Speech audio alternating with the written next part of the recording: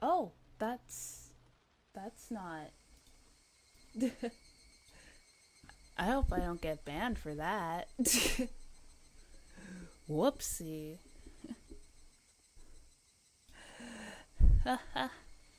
You know what?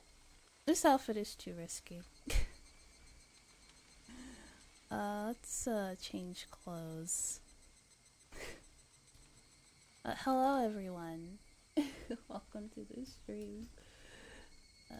I like the look of the white shirt, but everything outside of that is a bit, you know.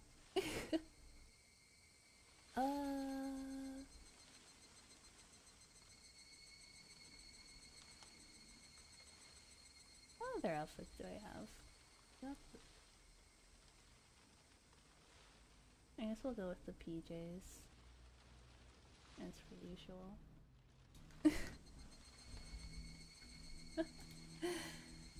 And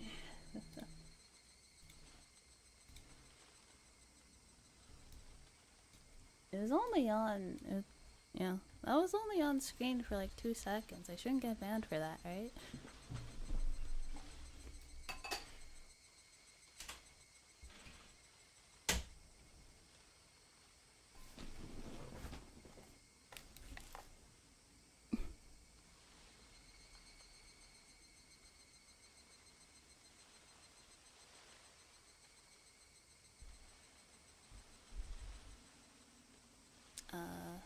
Yeah.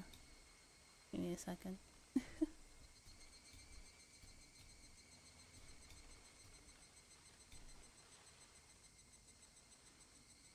Yeah, okay. uh, late night co. You didn't even see what it was? You didn't? Okay. This doesn't look quite right. You know what? Late night and we got a new model. How's it going? Shouldn't, plus it's late night time. No one should mess with you. That's true. But hello everyone, how are you? I missed you all quite a bit. Let's just go with the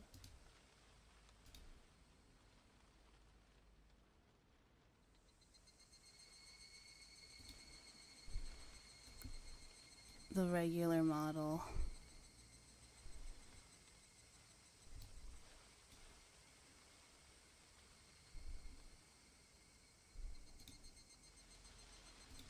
Saw for a brief moment it did look good. Yeah, I did like it. I liked the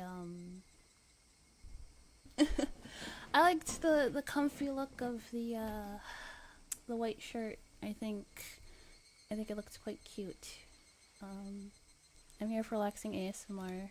Moments won't be tormenting you. Yeah, don't worry. I'll I'll do something with that outfit. Maybe I can like add something like to the lower part so it's like not as how you say um in you know. Also, let me get the because I'm also on YouTube, so let me get the fucking multi chat out so I can see if anybody on YouTube is wanting to chat. Okay. Yeah. Okay, we're here. It's been a while. I checked my internet speed and it was good, so I decided to take advantage of that.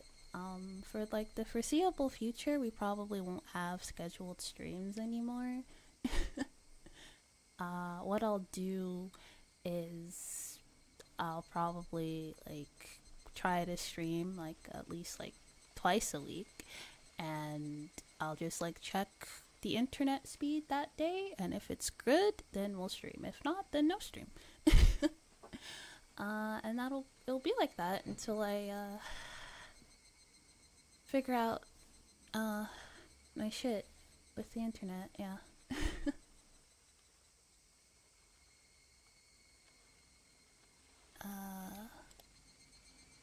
Anyway, I'm pretty sure we're at the climax of the story when it comes to Higurashi. Alright, I'm gonna lower the volume just a tad.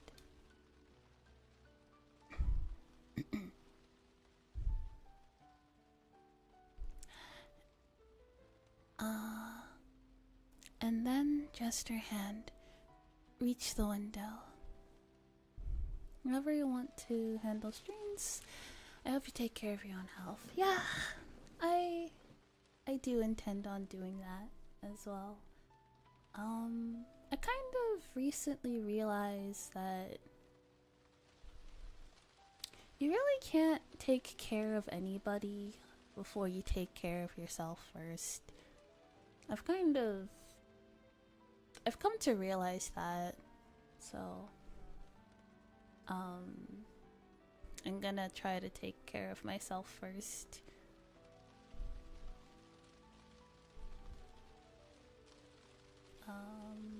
Yeah. And then it's just her hand. Reach the window. One of the— oh fuck.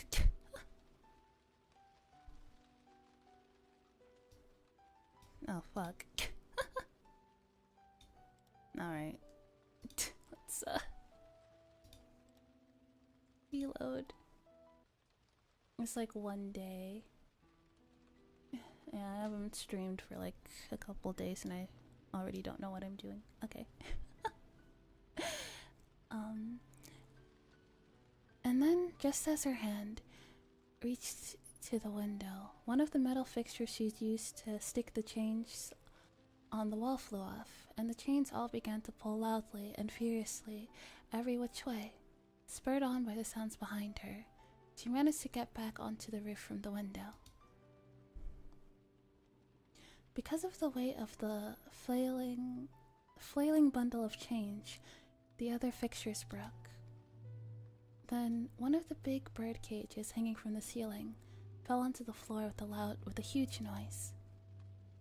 Under it was an image of Oroshiro-sama, his vessel, and the cage took off one of the arms, then trapped some other implements beneath it. It didn't take very long for her to grow scared of what she'd done. Alright, actually, let's do a little recap. Just in case some people don't really understand what's going on. So basically, not what I wanted to move. This, okay. So, basically right now, we are, how do I explain what we're doing?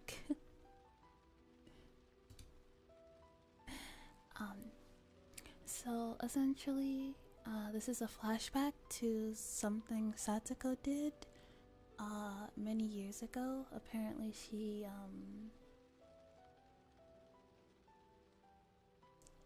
had went into the ritual storehouse in the shrine, which is a place that you're not supposed to go. And I think what they're alluding to is because she went into this like building, maybe she's cursed.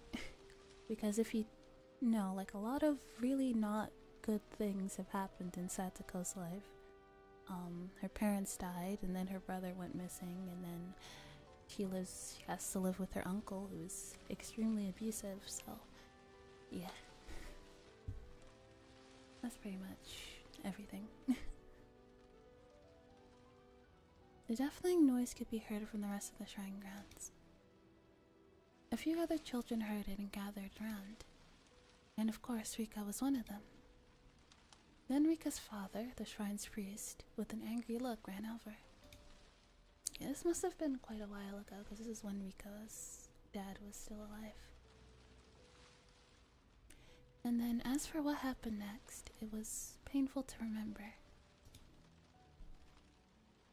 The only one who knew where Rika's parents kept the key to the ritual storehouse was Rika. So he scolded her, saying that this was because Rika pulled a prank and hid me in there. He was very angry and menacing. Just looking at him was enough to frighten anyone. He exposed Rika's back, took a strangely shaped ritual cane or something, and struck her with it several times. Rika's words at the time, "It wasn't me, it wasn't me. I'm sorry, I'm sorry." That pitiful voice, I still can't get it out of my head. I should have said it was me. I should have said so to save my best friend from that false accusation, without being afraid of Rika's father's terrible temper. Rika gritted her teeth and cried, at a crime she didn't remember doing. Ever since then, the world had been strange. I know, I understand. This is Oyashiro-sama's curse. His judgment for messing up the ritual storehouse and forsaking my best friend. Oyashiro-sama's curse. My father and mother too. They vanished in that muddy stream. My mean aunt died too, and the Nini, who loved me more than anyone, ran away from home. And then Keiichi-san transferred in, and I thought I'd finally gotten my fun life back, but this time Keiichi-san was possessed. And even Rika got killed. There's something I heard once.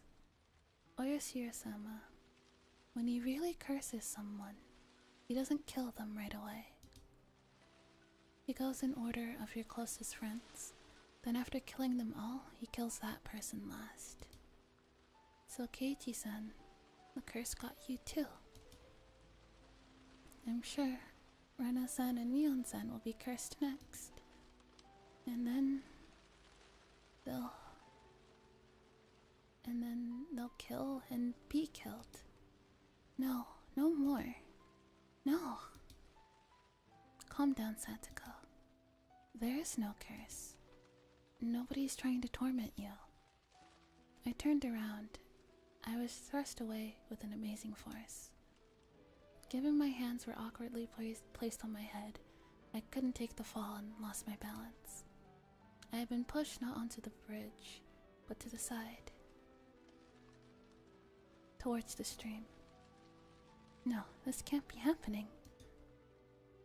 As one last miracle, I was allowed to grab a cord hanging from the bridge. Far below me was the stream, and below were rocks of all sizes. If I fell, it clearly wouldn't be pretty. The entire bridge was tilting under my body weight. My frail little grip probably wouldn't last another minute before my fingers had to let go. Satoko. Satoko. I didn't understand myself, what I meant by shouting her name then. I was asking her to save me. Or was I asking her to save me? Or was I asking why she did this? Finally, everything came back into focus, and I saw Satoko. And I was surprised at what an odd expression she had. It was the first time I'd seen it. It was an expression of righteous anger meant only for those who needed to die. Die, you murderer. Give him back. Give back my Nini. Give back Rika and Mommy and Keiichi-san. Oh fuck, I forgot about this. Ugh.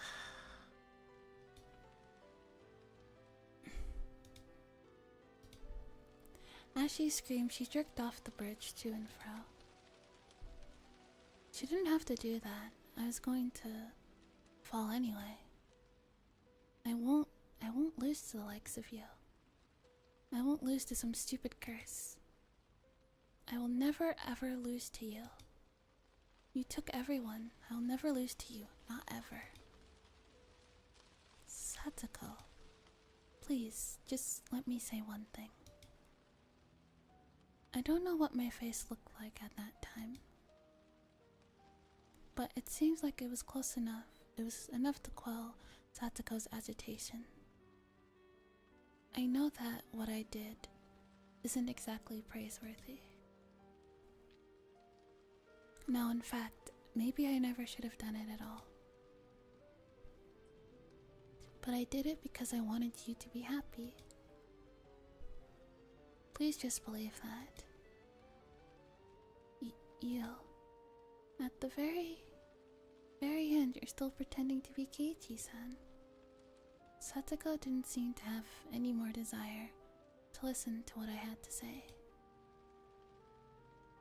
And for that to happen at the very end like this was tragic. I didn't do any of it so you would praise me. If it made you happy, that was all that mattered. We were nothing without your smile. We were nothing. So after I disappear, please smile. If you can get on with your new life by my dying, then please, just smile. Can't you at least promise me that? Stop speaking. Don't use Keiichi-san's mouth like that. Fall down. Die. Can I move?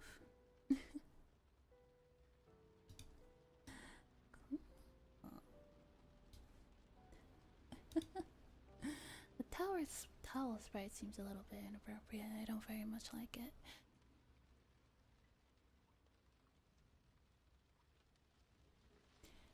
And those were the last words Satsuko ever said to me. Those sad, tragic, and altogether unrewarding words. What on earth was I? My desire to make Satsuko happy ended up like this. Where did I go first? Where did I first go wrong? And what was the mistake I'd made? When did I make it? Was I the crazy one, or was it Hinamizawa? Even after all of this, I thought I wasn't crazy at all. It was this eerie world that was crazy. This world I'd accidentally wandered into that one night. Because that fun world, where I never doubted all the crazy times we had as a club would go on forever. It couldn't possibly have transformed into such an abnormal world. The fun world wouldn't have ever ended with this, with Satsuko pushing me to my death. In the end, I was going to be swallowed up by this crazy world and disappear. No, I'd probably already disappeared. Yes, probably. On the night of the Watsunagashi. I'm sure in that world, I'm sure in the world I really belonged to, I had vanished that night, and everyone was worried. It was laughable that it had taken me this long to figure out I wasn't around anymore. Oyashiro-sama's curse on the 5th year was Satsuko's uncle dying and me disappearing. In the real world, Satsuko had already been freed. Maybe my friends were all lamenting my disappearance, valiantly trying to get back on their feet. And even though they were down to 4 people, the club would reopen, and they would have a good time without me, waiting for the day when I would come back. I'm so sorry, everyone. I couldn't come back home.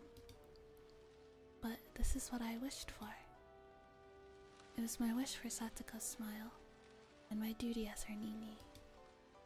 At this point, there will be nobody left to torture you. Because Satoshi and I It took 2 years, but we succeeded. That annoying toothy smile of yours.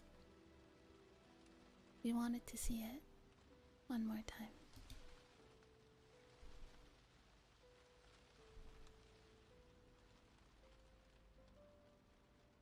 Is this the ending? Oh.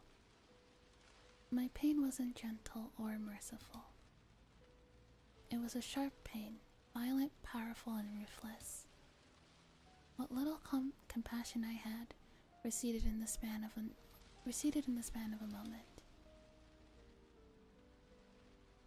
And now I could die.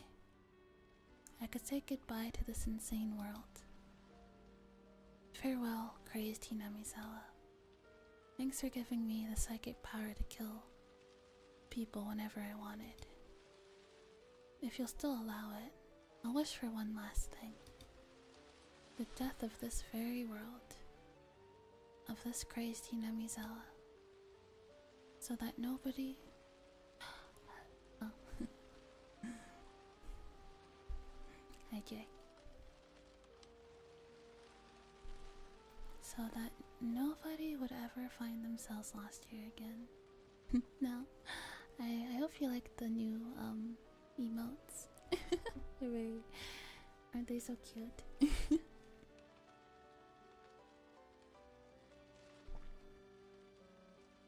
Yeah.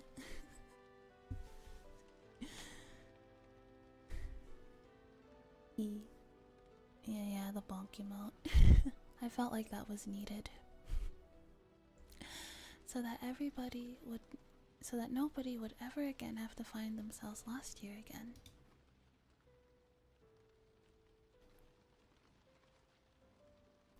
No, I don't think this doesn't seem like it'd be the end of... Is it? No, I don't think so.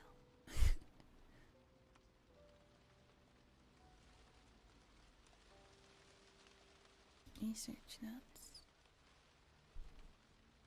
Oh. Yes it is. If it is, then I guess we'll switch into a different visual novel then.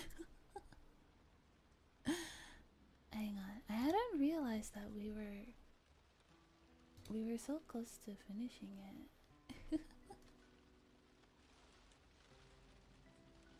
Hang on, let me see.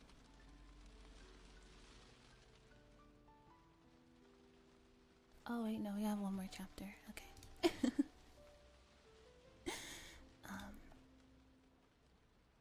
Research notes. Oyashiro-sama.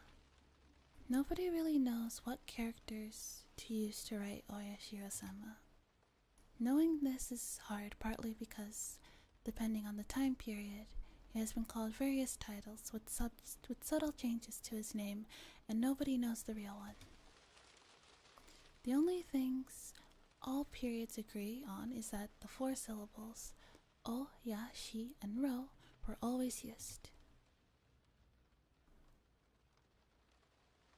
There's a theory stating that the shrine, or yashiro, dedicated to Oyashiro-sama, itself became an object of worship, and that people began calling it Oyashiro-sama, or Lord Honorable Shrine, but this doesn't make a bit of sense. I don't know whether it is related, but people say the Furude family, the most respected bloodline in terms of worshipping Oyashiro-sama, actually inherited his blood. And in the legend, the Furude family passes down if, for 8 generations in a row, the firstborn child is a girl, the 8th daughter will be the reincarnation of Oyashiro-sama. If we go by this legend, then the characters used for Oyashiro-sama's name should be O for honorable, Ya for 8, and Shiro for generation. These character assignments are simply something I thought up. There's no way to verify it. If this is true, then Oyashiro-sama would have been named as such under the assumption that he would come again. The second coming of an object of worship can be seen in several religions, so this isn't unusual. But but a few of these religions call the second coming of their object of worship a day of judgment, or something along those lines, and we must not forget that they mean it to be the end of the world. Rika Furude, pampered and loved dearly by the elderly folk in the village. The rumors say that she is the 8th generation, and Oyashio-sama. Is that why everybody, dotes on her so much?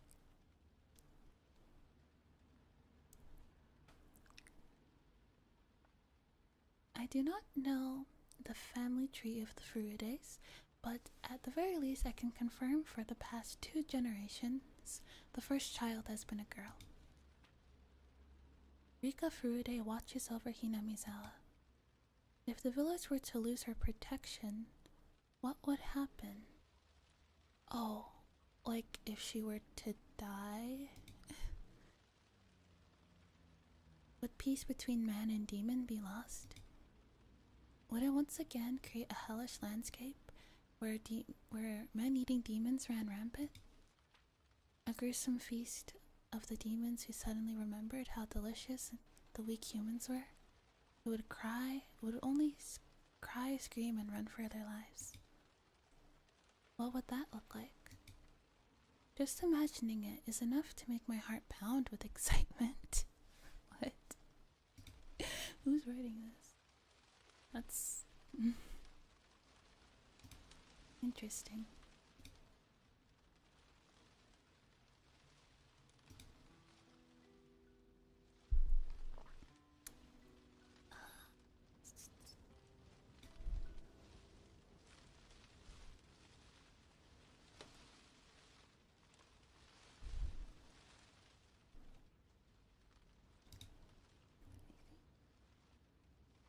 Yeah, we do have one more.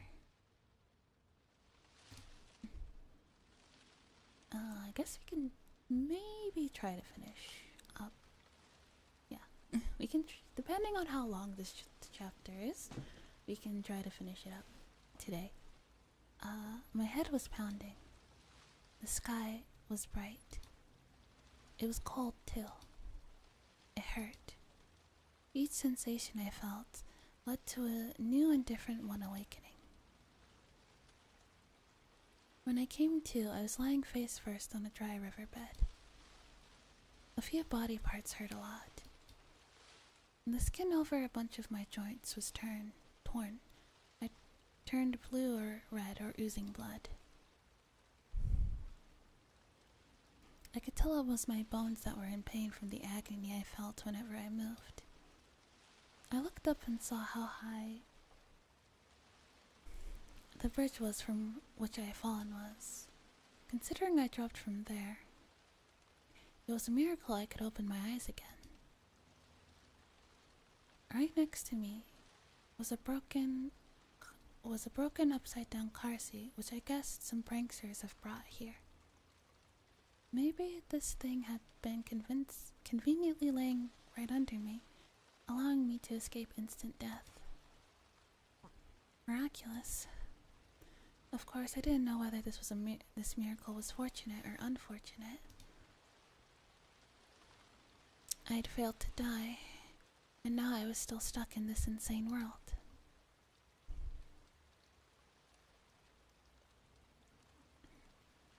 How long had I been unconscious for? The sun was high in the sky, so it looked like only 1 or 2 hours had passed. But my body's sluggishness didn't make it at all feel like so short a time had gone by. Mentally, it felt like I'd been asleep here for a decade. Ow. Ugh. The more feeling returned to my body, the more the pain flooded in. It hurt so much, it would have been better to not have woken up. I need to get to a doctor. Yeah, to Coach's clinic. The term Coach's clinic brought memories back one after another. Memories I wish I hadn't recalled. Satsuko was no longer on the bridge. She would have returned to Hinamizawa by now. She would put some clothes on and go to the clinic, get a checkup and report how crazy I had seemed. The police were waiting for me without a doubt. This time, they would find out for real that I had killed her uncle and arrest me, or would they just send me to a mental institution like I thought they might? Still, I didn't care which it was. Please, someone stop all this pain. You can boil me or cook me after that, whatever you want. Oh, I forgot. Oop. The kill count.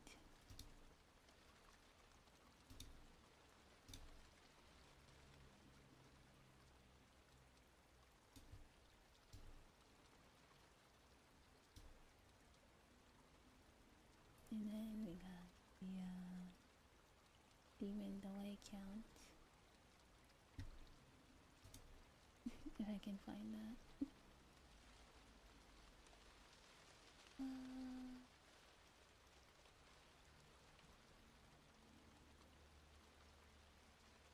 Why don't I see it? That's weird. Oh well. Oh, there it is.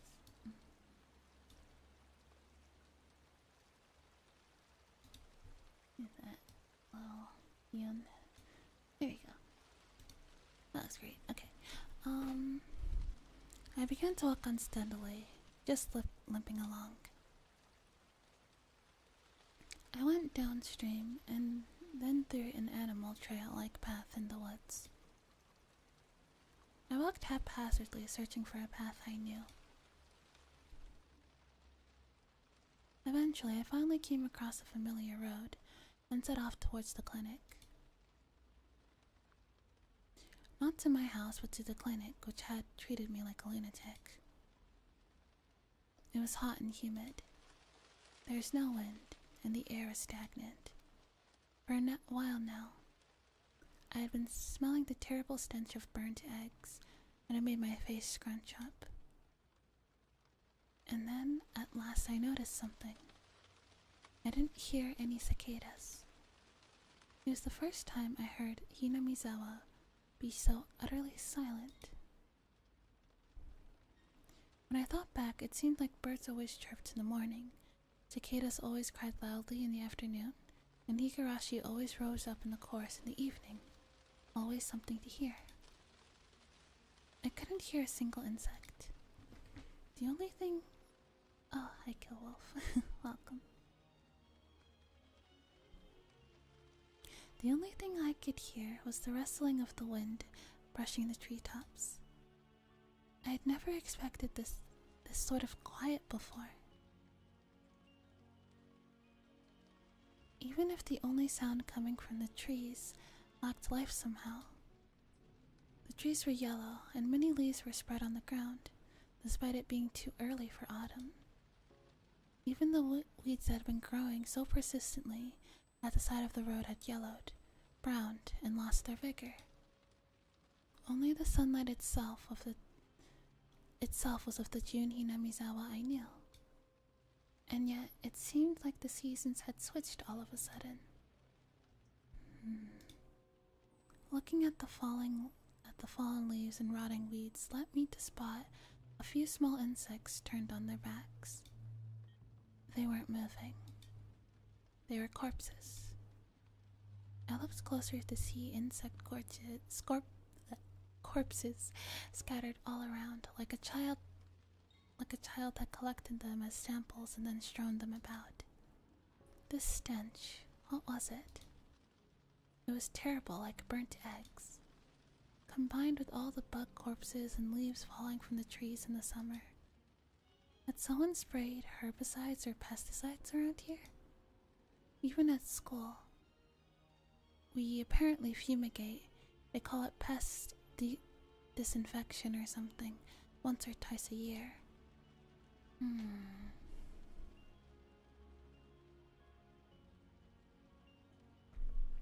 I hadn't run into anybody, despite how bright it was outside.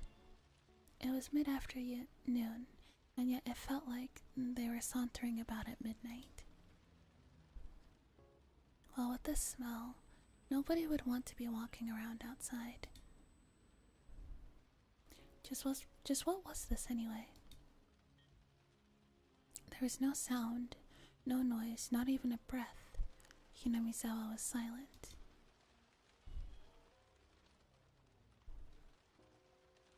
The school world came into view right after turning this corner. And yet, I couldn't hear any commotion at all. None of the shouts or grunts that children always made. It was simply quiet. Not suspicious. I was just pretending to ignore the silence and grown intolerable. Just as pretending to ignore the silence had grown intolerable, I saw the school. And finally heard something. It was the sound of a few trucks.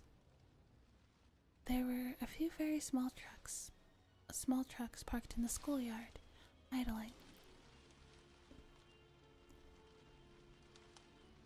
About 10 workers in raincoats were unloading things from their trucks. It was hot and humid.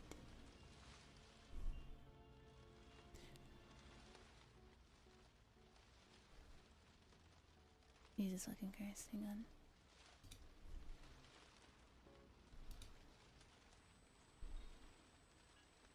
It's already bound. Where'd it go then? Oh, okay. There's like two bots in the same.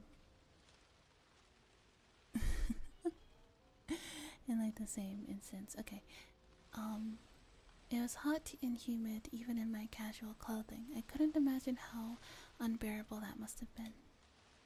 Then I remembered.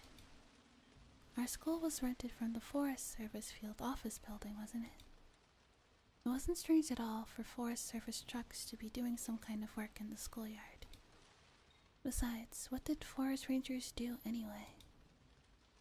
I felt bad for them having to work in such heat, and with such a stench about. They were taking colorful cargo out of the truck and lining it up in the schoolyard. There were containers, fairly large ones, inside, multicolored patchwork bags. Heavy too. They were being carried in pairs. They lined them up very neatly, like a tuna at a riverside fish market. Oh, thanks for the headpad. Other does, thank you for the headpad. Oh, there's that ad. Let me snooze that ad for you guys. I'll take a water break in a bit.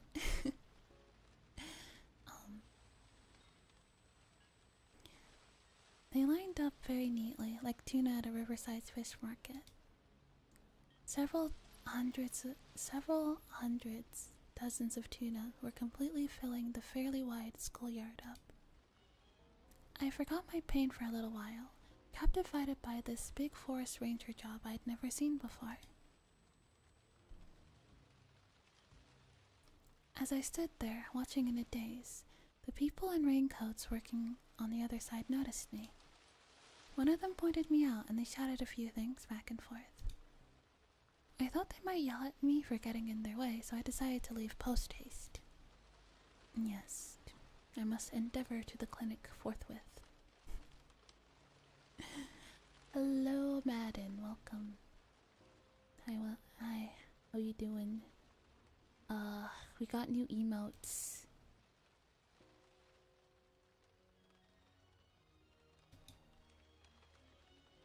Yeah, there's a bunch of new emotes. Yeah, they're so cute. Yeah, they were drawn by Gui. And I'm not in a good mood at the moment. Been a rough couple of hours. Oh, I hope I can make you feel a little better. There. That's for you.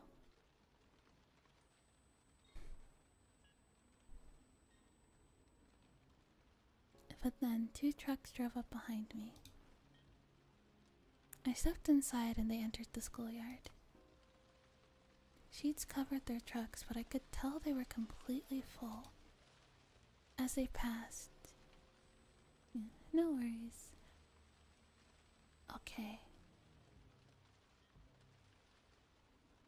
I have a a sinking suspicion that maybe the things that they're lining up is bodies. That's what I think. I think they're lining up bodies. As they passed, there was an awful smell that made me want to choke. Wait, is this like radiation? Yeah, that's what I'm thinking, because like you said that like there's no sound of wildlife. The trees and stuff are like dying, and I think it's radiation.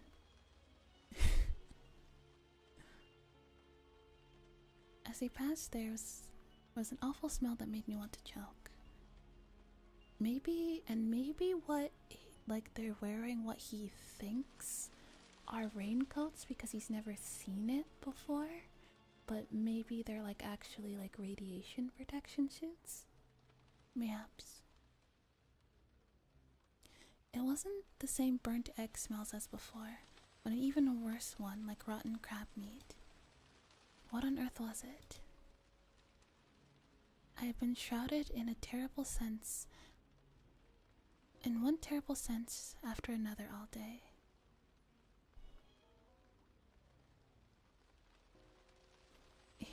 Yeah, you have the highest sub patch. Yeah, you've been around for a while. You've been around for a while. 3 months. You've been around for more than twice that. And thank you. I've been shrouded in one terrible stench after another all day. Then certain white letters embezzled on the side of the passing trucks caught my eye. Ground Self-Defense Forces. What? You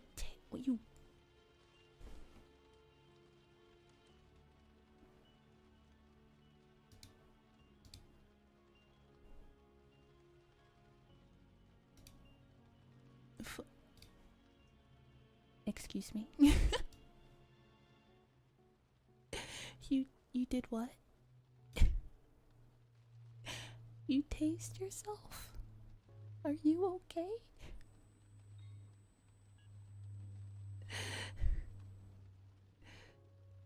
That doesn't sound very good. It was at the largest truck stop at the world, and my mom recommended tasers. Well, like a taser is a good like self-defense tool to have. Yeah. But I guess no one ever thinks that, like, what if I don't know how to use it and I accidentally tase myself? That is something that can happen. Well, 2 20-year-olds were left with tasers. Oh no. I see. Dear God, that sounds awful. Alright, okay, there's like an ad break coming on, so I guess I will use... Yeah, it sounds awful. I hope you're okay. Yeah, I tased yourself on accident. Honestly, that sounds awful, and that also sounds like something I would do. On accident. Okay, I'm gonna take a quick water break, because I'm kind of dumb and I didn't bring any water with me. Then Dan went, let me see that, then tased himself on purpose. Why?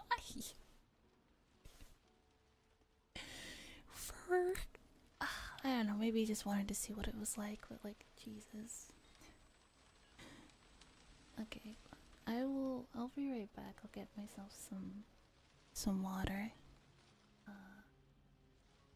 I'll play like some rain sounds for you guys to listen to. Hello, Beck. Hi. Welcome. I was just about to take a water break. I will be right back. Where's the BRB screen? Holding it by the baton when I turned it on. Oh God. Oh no. Oh no. That sounds so painful. I'm sorry, Madden. Okay. I will be back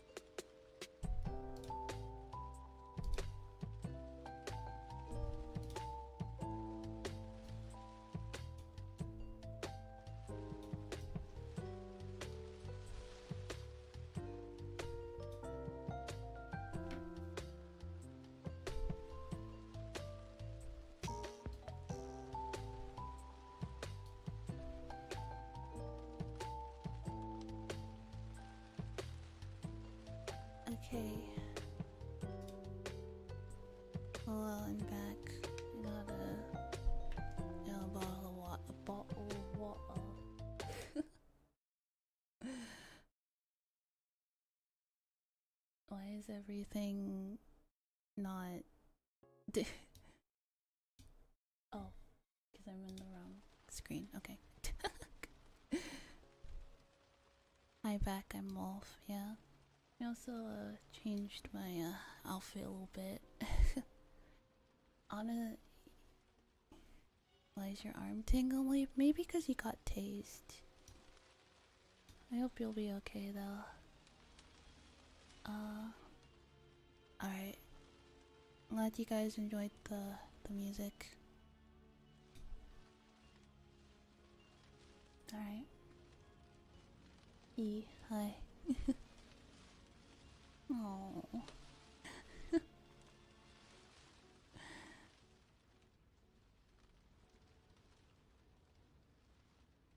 Christian Bale Batman. Jesus.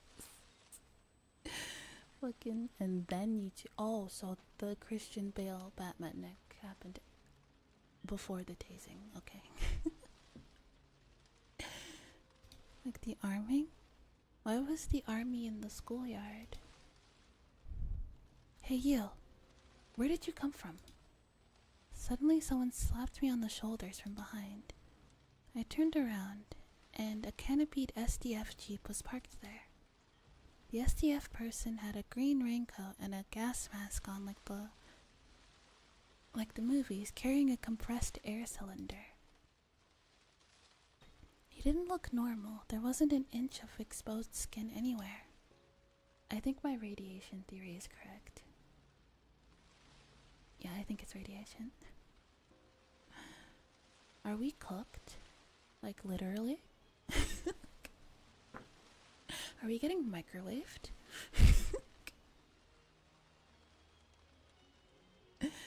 Oh, my shoulders hurts, but that was being... Oh, okay. So it's like compound interest, but with pain.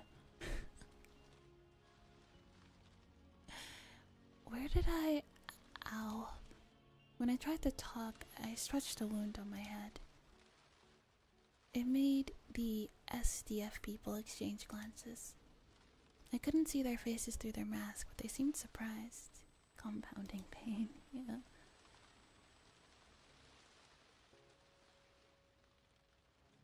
Do you live in Hinamizawa? Can you tell us your name and address? Well, I sort of live here. My name is Keiichi Meibara. Oh, and my address is blank, Hinamizawa Village, Hisibone. After seeing me tell my name and address without hesitation, one of the SDF people watching from the jeep started talking into a radio. Base, do you read? Base, do you read? Hello, base department. We have a 402 survivor discovered. I repeat, we have a 402. We found a survivor. He's in front of the Forest Service office. This is base. We copy. Secure the survivor at once. What's his status? Healthy. Wounded all over, but not fatally. He can walk on his own. We'll send him to HQ for safety. I was prepared to go along with the police, but the SDF... I couldn't help but think it seemed a little much. They urged me into the back of the jeep, and then they told me to put on this gigantic gas mask. I did so, and one of the troops fiddled around with it, strapping it tightly to me. It was heavy, hard to see out of, and difficult to breathe. Just looking at the world through these lenses made it lose its sense of reality. My breathing sounded like some giant monster through the mask. Dark Vader impression. At this point, I had no idea what was happening. Not much trepidation. I asked the trooper adjusting my mask. Excuse me. Has something happened? Where were you? I am your father. What were you doing? Hey, don't answer a question with more questions. I was the one asking you. I fell from a rope swing way back in the mountains. I think I passed out on the riverbed. I don't actually know what day it is. Today is June 22nd, 1983. Wednesday.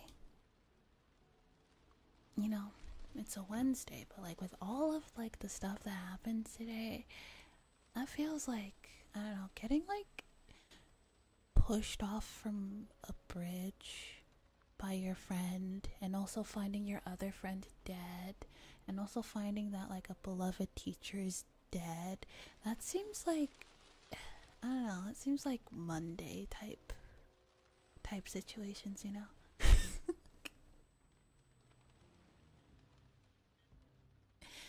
Doesn't really seem like middle of the week stuff, you know. It's Wednesday, dude. It's only Wednesday. It's like Wednesday. Like, come on. I made a single dick joke today and was told to stop because these jokes are not okay, but others are allowed to make fun of me for being gay, so I left that Discord. Some people just don't make any sense, do they? Some people really just don't make any sense. Good thing that you laughed. Kind of like how I was the one, how I left a Discord because like the owner of the Discord was like really racist towards me specifically, and I was like, okay, I kind of don't want to be friends with this person anymore, and I don't want to hang out with you or any of your friends anymore because I think you're all terrible people. Oh, I'm super mad and what? But mostly towards white people. Look, all right, and then she was like, don't take Discord too, and then she was like, don't take Discord too seriously.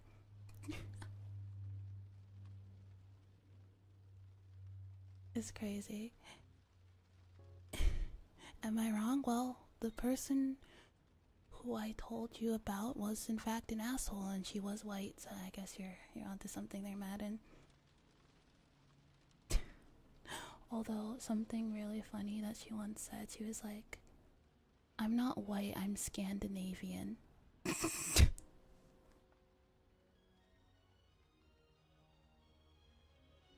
Guys, I'm not black, I'm African. Completely different. No, what do you think I'm black? I'm African, guys. You're...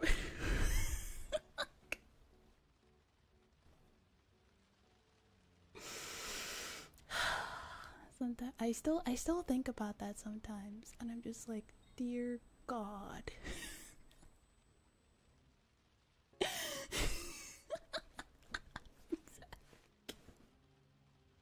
I'm not Asian, I'm Chinese.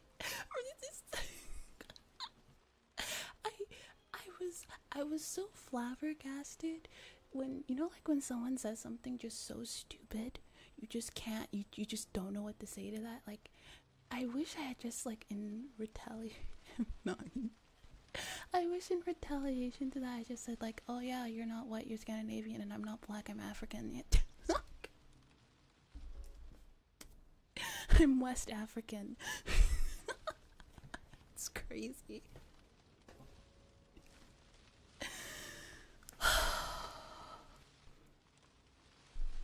That was crazy. I'm not native, I'm Cherokee. And she said it with her whole chest too. I'm not Latino, I'm Mexican. It's just, you just... She said said it with her whole chest, too. It's okay to... Guys, it's okay to be white. I swear. You don't have to try to be special. It's okay to be white. It's fine. It's fine. It's okay. I swear. I'm not white, I'm a mutt. Yeah. I'm a ghost. That's fine. It's okay. I swear. Jesus, some people just want to be special so bad. Alright. Alright, we need to lock in.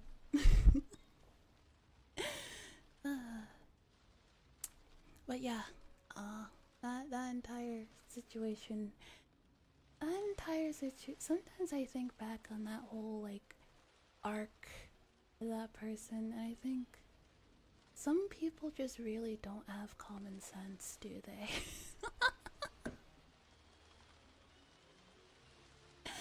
There are just some people who just, like, walk around with, like, no common sense, like, just nothing.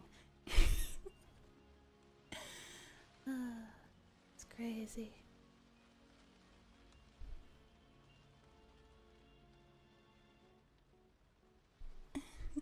I don't.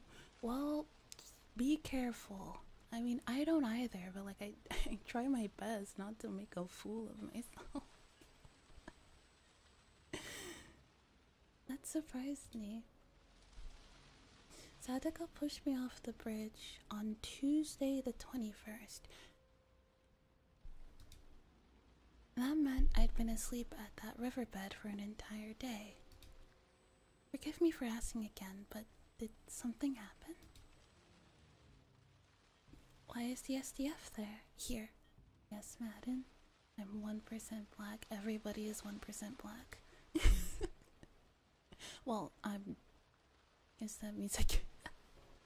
There are some people who legitimately think that, and it's fucking insane.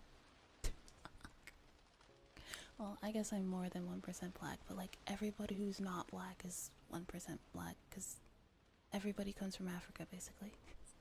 Like, basically the entire human race can be traced back to Africa. Is this a drill? My DNA test said I'm 1% Yoruba. Oh, that's crazy. I'm Yoruba. That's crazy. Damn. Well, I guess I'm pretty sure. I've never taken a test, but like, since like both my parents are, I'm pretty sure that I can probably like.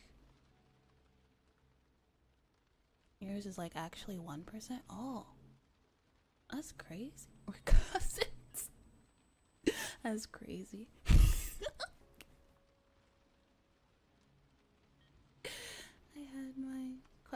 Had my question been that difficult for him?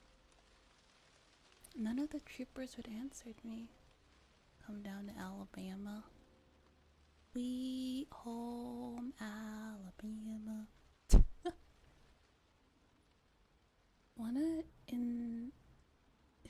That's crazy. The one in the driver's seat talking in his own radio turned on the vehicles. Yeah, I'm pretty sure like a nuclear bomb, or maybe not like a nuclear bomb or something, but like something happened here. I'm not sure if it's like radiation or like something. There's something going on. He turned the dial and some broadcast station or another came in. I started to listen to the voice of a radio announcer I was familiar with. It was conducted at the Prime Minister's office. In regards to questions from the press that the SDF not responding to the disaster promptly. It was directly related to this unprecedented, unheard of catastrophe. Chief Cabinet Secretary Okuno had this to say. And so I believe that once the SDF received the dispatch order, it's Pompeii 2.0. Might as well be. Received the dispatched order from the prefectural governor, they responded promptly. According to him, the SDF was prompt to respond to the crisis after receiving their orders. But, like, what is it? What happened? Prime Minister Hakuna Matata. It's crazy.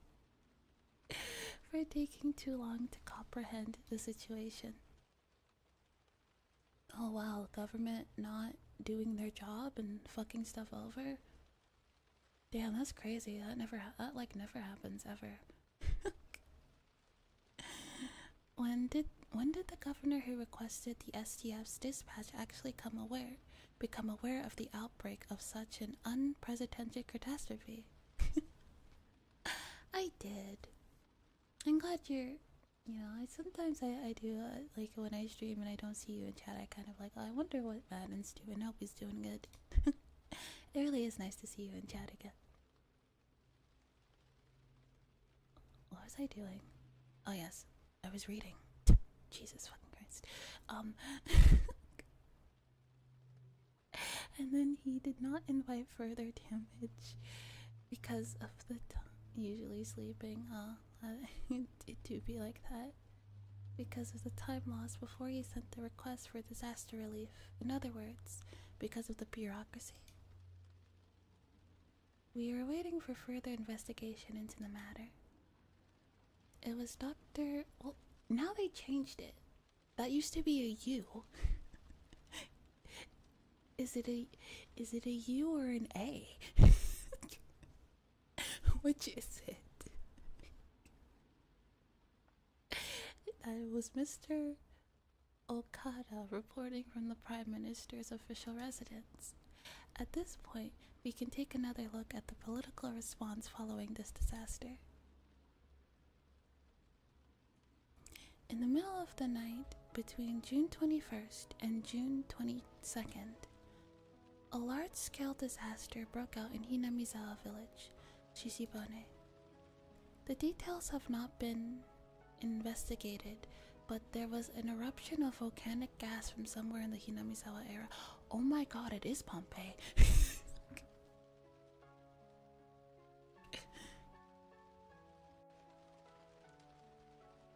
Insert Suicide Squad.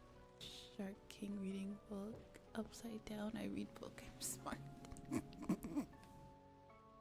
Holy shit, it is Pompeii. That's crazy. Yeah, you called it. It's crazy. The gas was relative fucking with 0 now. That's crazy. That's insane.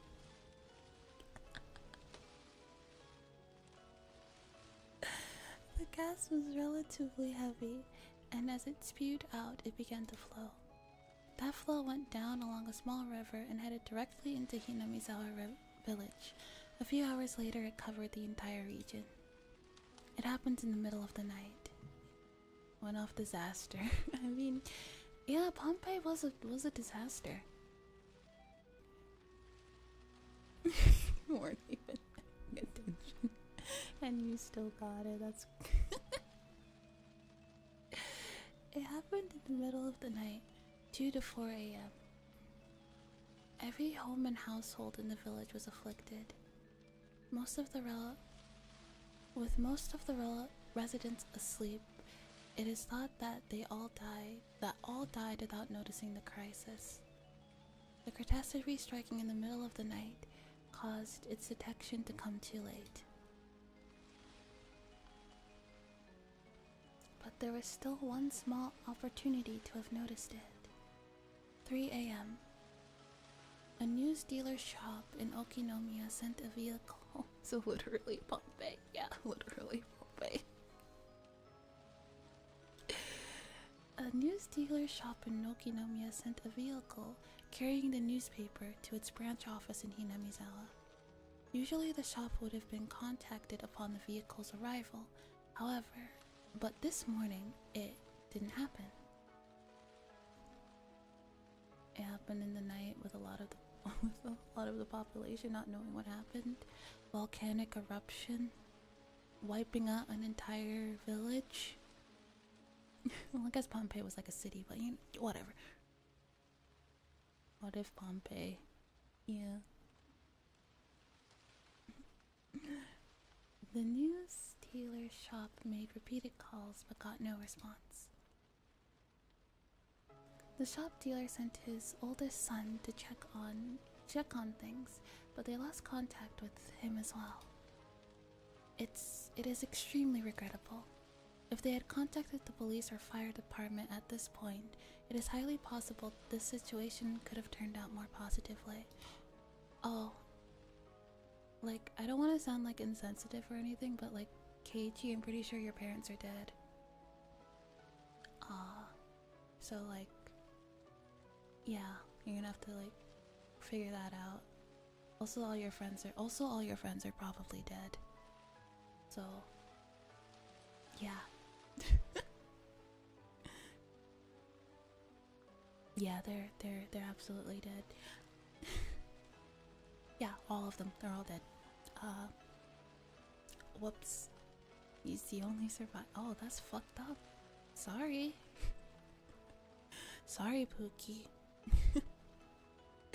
At the very least, it's possible that a portion of the village might have been saved from tragic annihilation. 6 a.m. Aztec Survivors Guild. Oh fuck, that's gonna fuck with them forever. Residents in the areas in the same region began continuously calling 119 to report the smell of rotten eggs, dizziness, nausea, and headaches. The fire department received the same reports, all from the same confined region. They speculated a truck loaded with chemicals may have gotten to an accident and reported it to the local police. 6:30 a.m.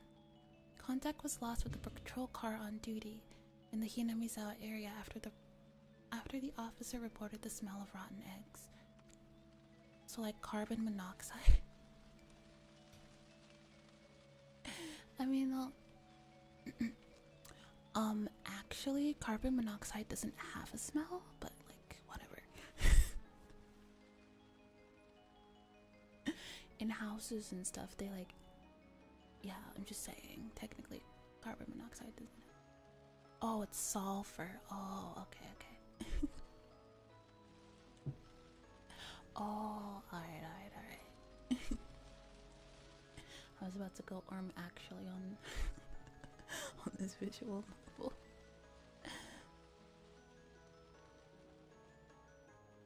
The local police considered the possibility of a large-scale disaster involving highly lethal gas and reported it to the prefecture and prefectural police at 7:15 a.m. And they said it happened like...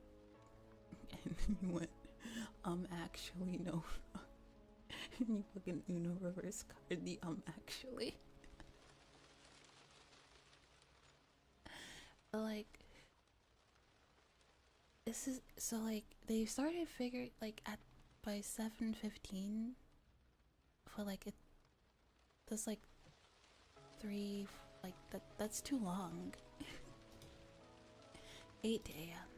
The governor was traveling to nearby prefectures for inspection, so in accordance with regulations, the prefectural environmental disaster prevention chief was provisionally escalated to Director General to set up a disaster countermeasures office. However, without contacting the governor, the countermeasures came too late. Okay, that's great.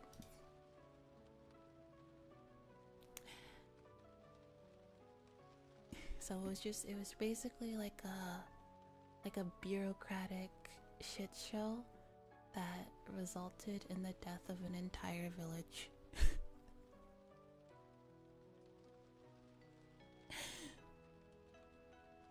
That's great.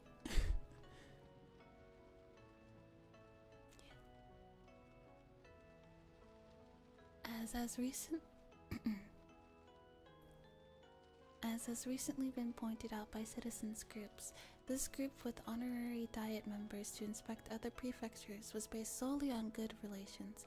It is rumored that they preoccupied themselves with a drinking party. Jesus fucking Christ.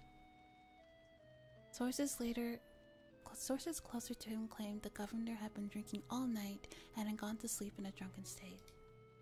He was completely drunk when the environmental chief phoned him as well, and apparently he did not get him to pay any attention to the matter. So it took about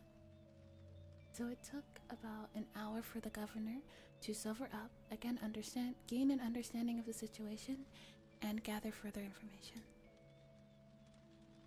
Though not as extreme as the governor's case, the environmental chief, who became director general in the governor's absence, will likely also be questioned about his negligence. Bureaucracy at its finest. Yeah, it really do be like that. In addition, without any procedures in place, the prefectures on the prefecture side that predicted catastrophes this masses, they would always have reacted too late, and that ended up being fatal. Oh. So they're aware that there is a volcano in the area, and they did not set up any any contingencies, in case a volcano erupts, because they do that. Jesus fucking Christ. 9:12 a.m. On the advice of the prefectural office, the governor requested a disaster relief mission from the SDF. By the time the chemical defense unit equipped with protective equipment arrived at the scene, 8 hours had already passed since the incident's outbreak.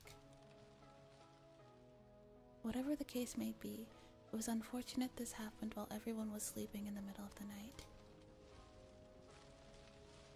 Had the same disaster occurred during the day, it would likely have been different.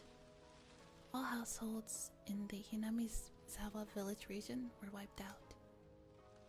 There were over 1,000 victims. Should we add them to the kill count? Should we just put 1,000? It seems kinda... I don't know.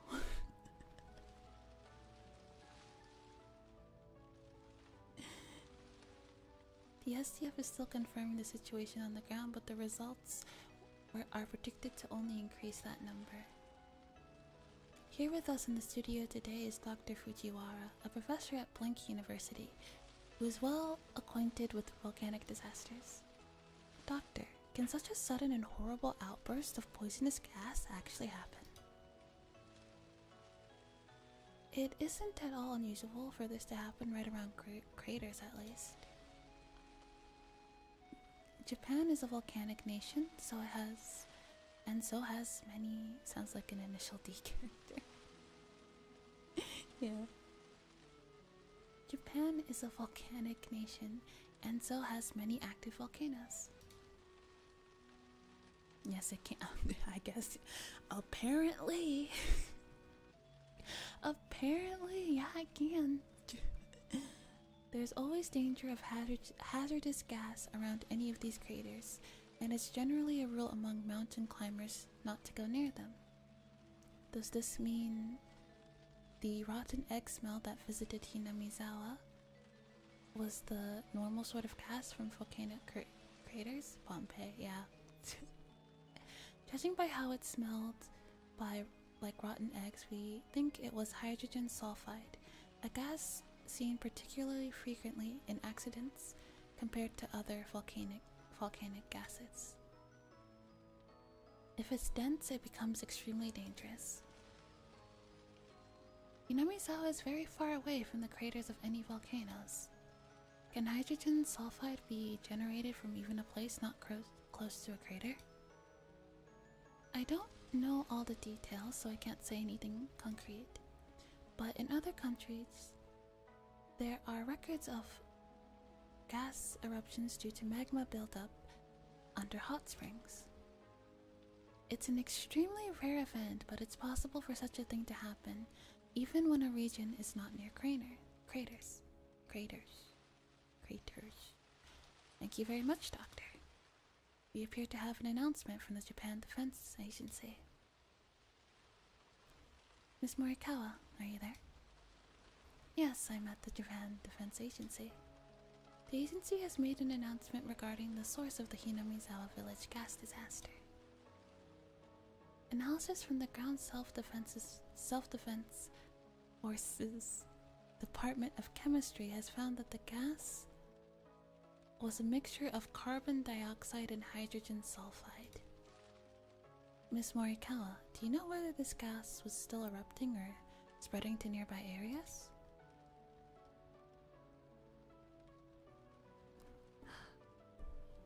One moment.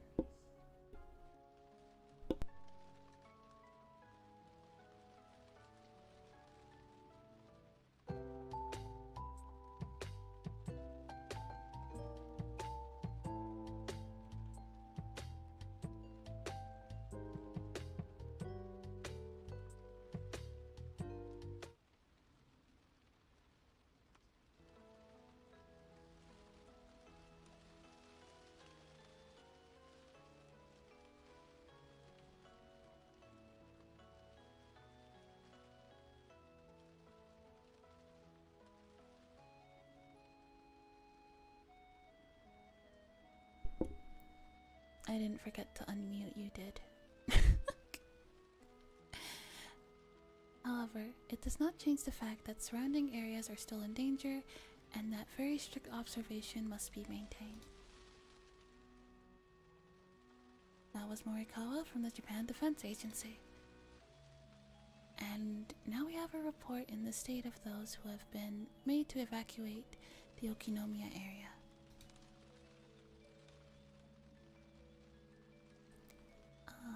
Shimoshinozaki Elementary School is one of the evacuation sites. We currently have a reporter on Buzz Scene Buzz. Wait, what? Inside the jeep clambering and bouncing along the rough road, none answered my muttered question. An unprecedented catastrophe had destroyed Hinamizawa in a single night? Where was Hinamizawa village anyway? Remember just in the chapter before this, in the research notes, when it said that Rika protects Hinamizawa, and if she's gone, what might happen?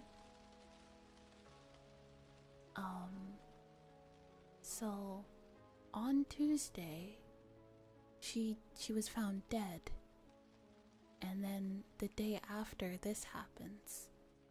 So it's kind of hard not to think that those two things are connected in a way. Someplace deep in the mountains, right? Names of places I heard about on the radio were always like that. They're all places I've never heard of, much less knew the locations of. Wiped out?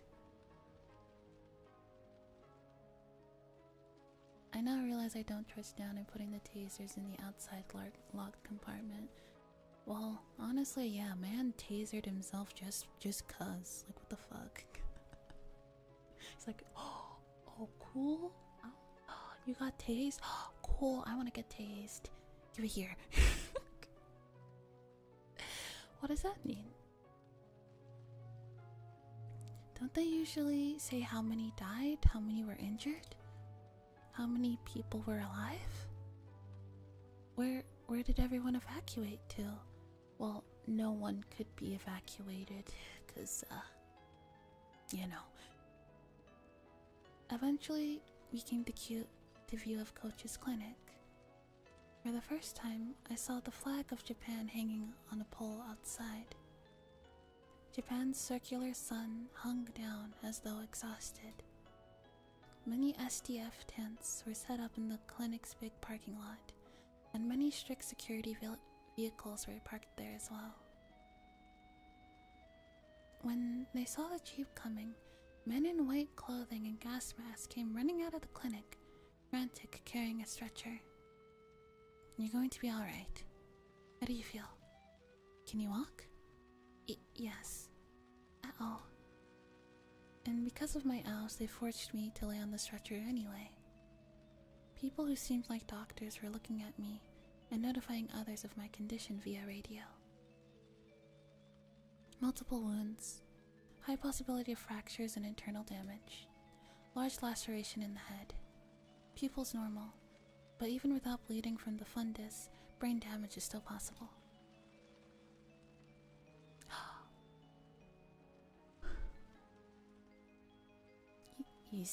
Oh my god, are we cooked?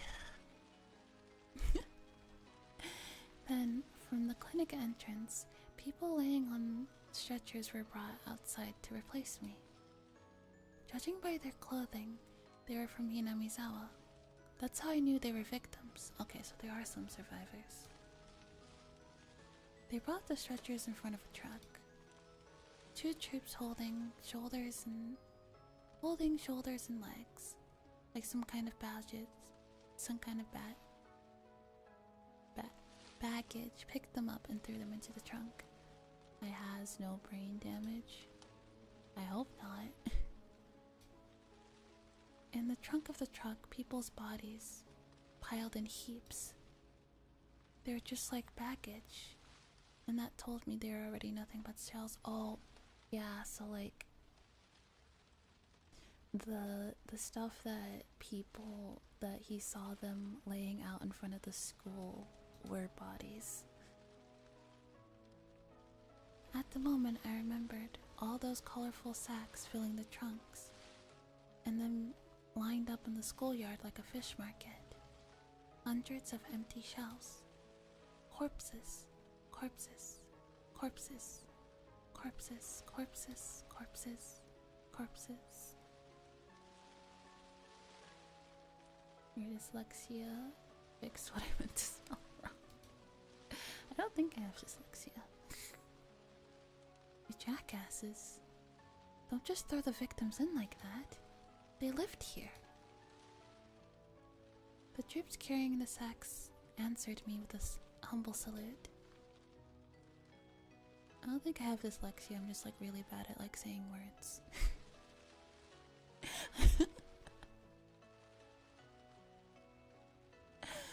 The world didn't need this insane version of Hinamizawa.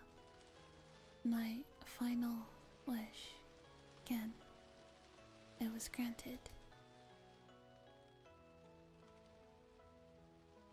I didn't understand anything anymore. None of it mattered. I wished, I cursed, and then it happened the next day. Then, please tomorrow morning let me die. That insane night, it's still going on. Please, please end it already.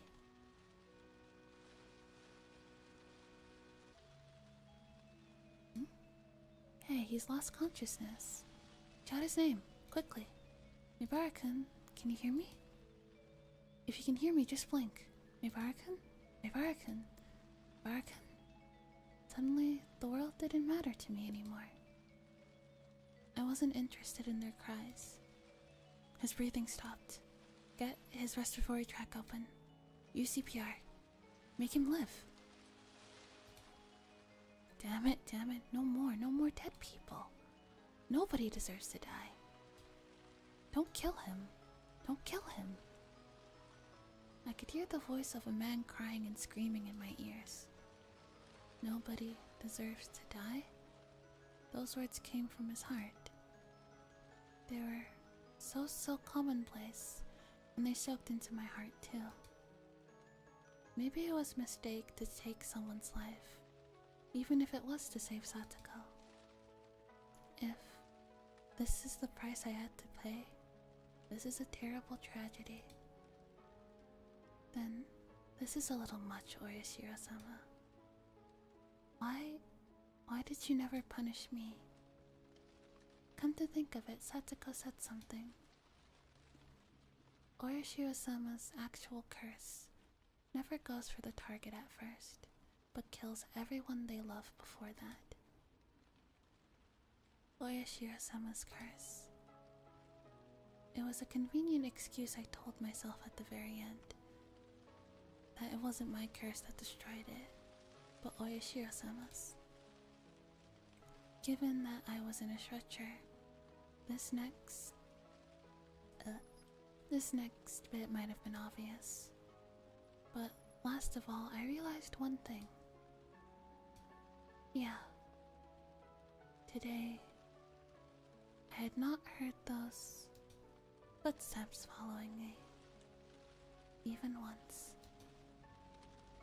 And now I was liberated. Do you think those footsteps was like Oyashiro-sama's presence, like following him around, and that's what he heard? As the cries of the Higurashi I couldn't have been hearing filled my mind. Their tearful ensemble was the only funeral march I had.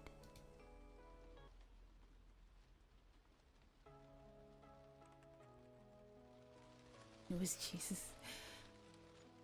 Alright, hang on. Let me go to the log. I can.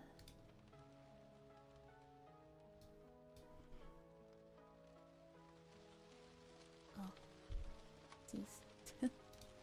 I forgot that's also. Oh.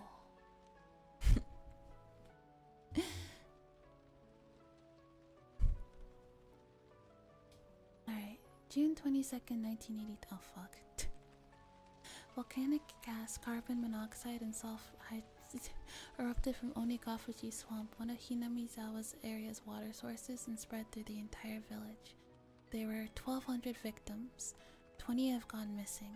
The catastrophe was unprecedented, forcing local oh fuck. According to later investigation, magma pools and hot springs were uncovered directly under Onikafuji Swamp, and the gas that gushed from it was determined to be the cause of the disaster. In addition, directly after the incident broke out, many came forth claiming this disaster was a curse based in Hinamizawa village legends, first sparking a wave of chaos. There are apparently local legends of a curse spreading a miasma, destroying the village, and some scholars My more extreme periodicals suggested this was an extension of the string of freak death incidents that have been happening in recent years in Hinamizawa village, stirring interest in theories about this curse of Oyashiro-sama. Yeah, fucking. Why are they doing that? So fucking. I can't fucking read it. On top of that, several relatives, wild visions of terrible toxic gas sneaking around in the middle of the night, killing people, spilled across the country, causing a steady stream of people complaining of insomnia, difficulty breathing, headache, dizziness, etc. Some who identified themselves as being obsessed by it began doing odd things. Most of these were mistakenly attributed by the tabloid press, but afterwards some began to call the tragedy Hinamizawa syndrome. The Hinamizawa village region, the object of all kinds of rumors and speculation, is currently closed off. The prohibition was at one point undone as a result of a decrease in the gas's density, but that autumn another gas burst was confirmed, leading to the area being cordoned off again. Word is that the area is sort of fucking hell. Only one survivor remains, Casey Maybara, aged blank, who lived at blank Hinamizawa village. At the time of rescue, he had some trouble breathing due to fluid filled up in his lungs, but as a result of life-changing procedures, he was kept alive. He is currently in a general hospital. The press has been asking him for some time, but all interviews are being refused. What did he see in Hinamizawa? What happened between June 21st and 22nd in Hinamizawa village? Today he remained silent, unwilling to speak of it.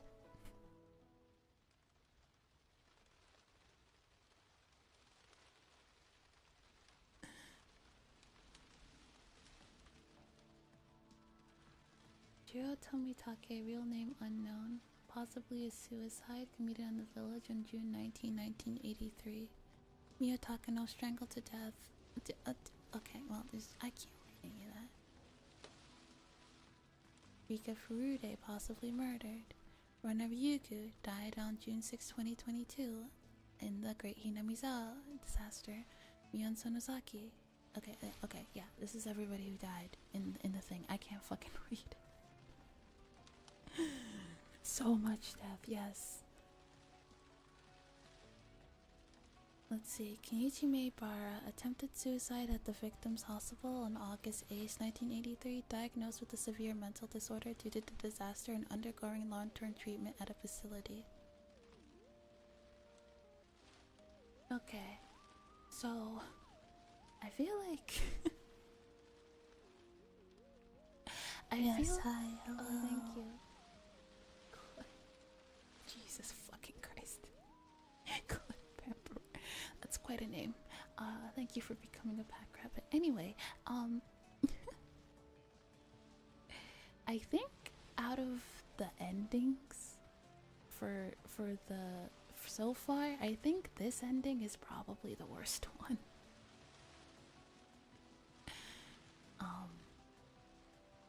I mean, so far, Keiichi has died in all 3 of the novels so far. There has not been a single installment in which he lives, which is great. How did this happen? So basically there was a volcanic explosion that released a bunch of gas and killed everybody in their sleep, essentially.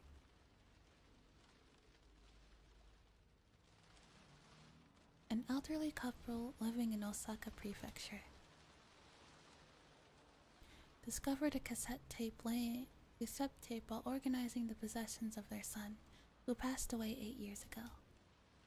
Their son went missing on his fishing boat when his fishing boat capsized in 1995. He was 47 at the time of his death. 8 years later, in 2003, they had begun to organize their son's remains in order to organize their minds, and come across the cassette tape in question. From 1975 to 1989. Yeah, let me sneeze this ad. Yes, hi, hello. Oh, thank you for following. I'm gonna...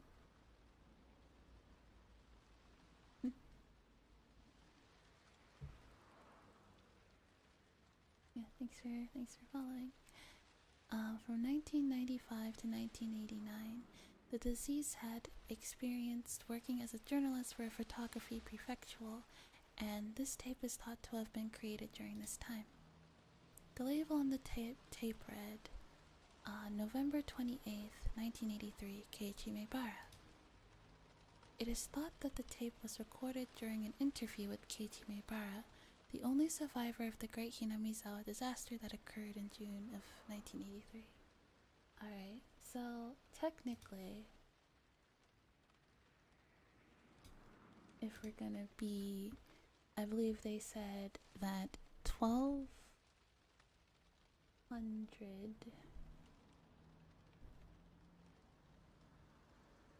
I'm sorry, I didn't mean to be angry. I don't mean to be angry with you. 1,200 people died.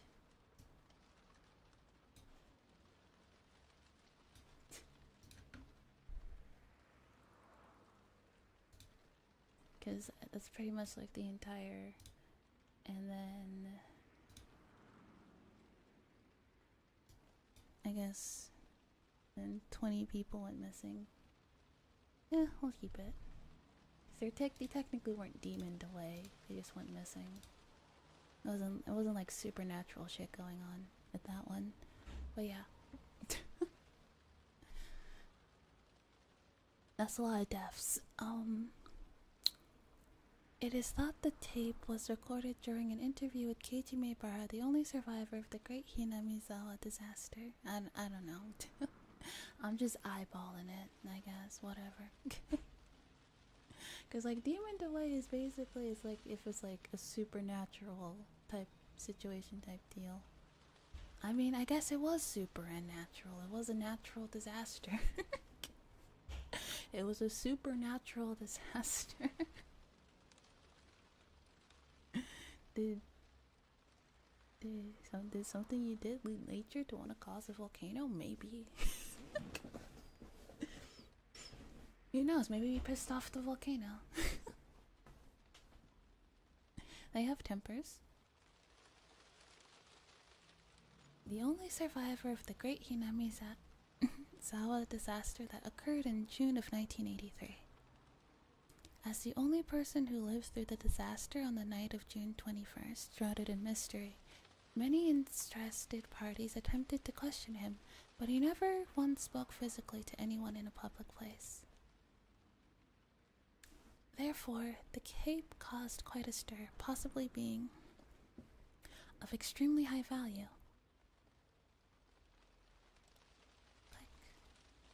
It's really hard to talk about this stuff when I know I'm being recorded. Please don't worry about it. Someone pissed off Vulcan again and he did Pompeii again. I guess so. I guess the volcano just really liked Rika. Volcano really liked Rika. And it's like, Rika's dead? Well, if Rika's dead, then there's no point in this village existing anymore. Please don't worry about it. Vulcan is the god said to have caused Pompeii. Ah, interesting. Perhaps Vulcan and Oyashiro-sama are buddies. Please don't worry about it. Here, it won't be a problem if I do this, right? After this, the sound quality dramatically decreases. Did you cover the recording device with something? Then let's get started. Here's my first question. Keiichi-kun, where were you the night of the disaster? I had gone behind the shrine, then took a path through the woods for a while. There was a rope bridge there. A little while before you get into the mountains. I fell from there and lost consciousness. Did this happen during the night of the disaster, between the 21st and 22nd? No. It was the morning of the 21st, on Tuesday. Which means I woke up the afternoon of the next day. I think I was out for a day and a half. Why on earth were you there? I mean, I'm sure everyone wants to know, but the bridge you fell from that day, a weekday, I might add, was quite far from both your house and the school, wasn't it? Speaking frankly, there's some who say you knew of the great disaster beforehand and fell from the rope bridge as if you were trying to flee the village. This isn't a joke. Please don't be so arbitrary about this. I think it's a terrible thing to say too. Please don't be offended. Anyway, about the rope bridge you fell from, it was right here on the map, right? The rope bridge behind the back of the shrine and through the path in the woods? Probably.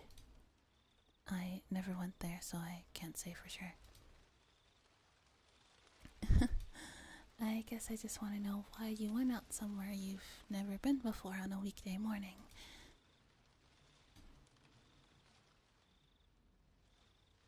And then, well, about the riverbed you fell unconscious on, have you heard the rumors about it being impossible? Impossible? That word. Again. Again. Again. For a little while, Keiichi Mabar mutters the word impossible several times.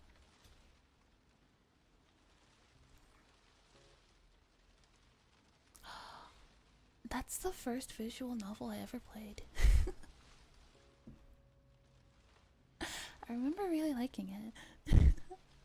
Yeah. I think it's pretty. Yeah, it's really sweet.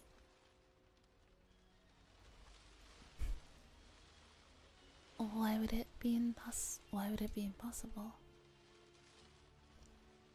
You know how the volcanic gas originated in the Onigafuji swamp? Some scholars did some pretty delicate simulations and modeling and discovered something very interesting. The volcanic gas was heavier than the air, so it went along the ground, flowing into lower and lower places, kind of like what water does. And with Onigafushi Swamp as its source, they were able to test how much time it would take for the gas to erupt and spread across the whole village. So, well, that riverbed you were unconscious on, the gas, it would have flowed down there. I don't really understand what you're getting at. In other words, if you were really passed out on that riverbed, you would have been in the middle of all the toxic gas that was spreading everywhere that night. That means there was no chance you could have been passed out there.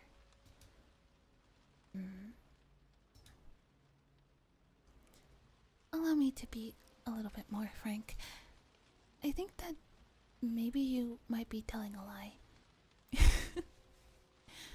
Just politely saying, like, I think you're lying, bitch. I think your pants are on fire because I caught you in a lie, bitch. During the Great Disaster, you were hiding in a safe place, keeping an eye out for when the gas got thinner, then reappeared and were secured by the SDF. How about that? Is that right on the mark? I mean, I guess it's right on the mark if you think he would leave his mom, dad, and his friends to die.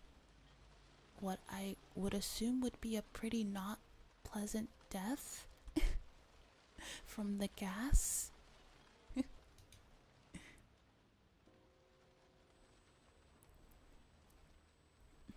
I mean, if you assume that anyone would do that, then sure.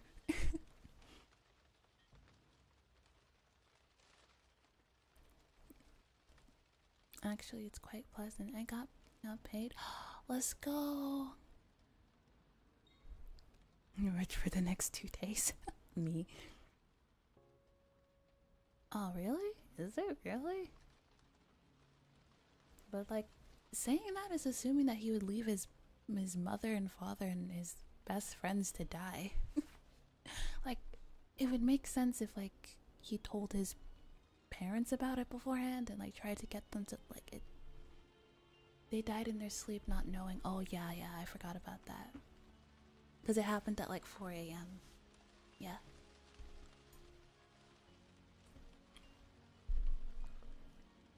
Right. Some woke up to the smell. Okay, that makes sense.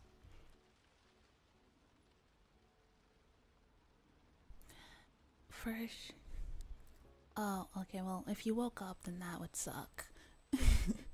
But I guess if you fell asleep, if you didn't, then there's nothing to worry about there.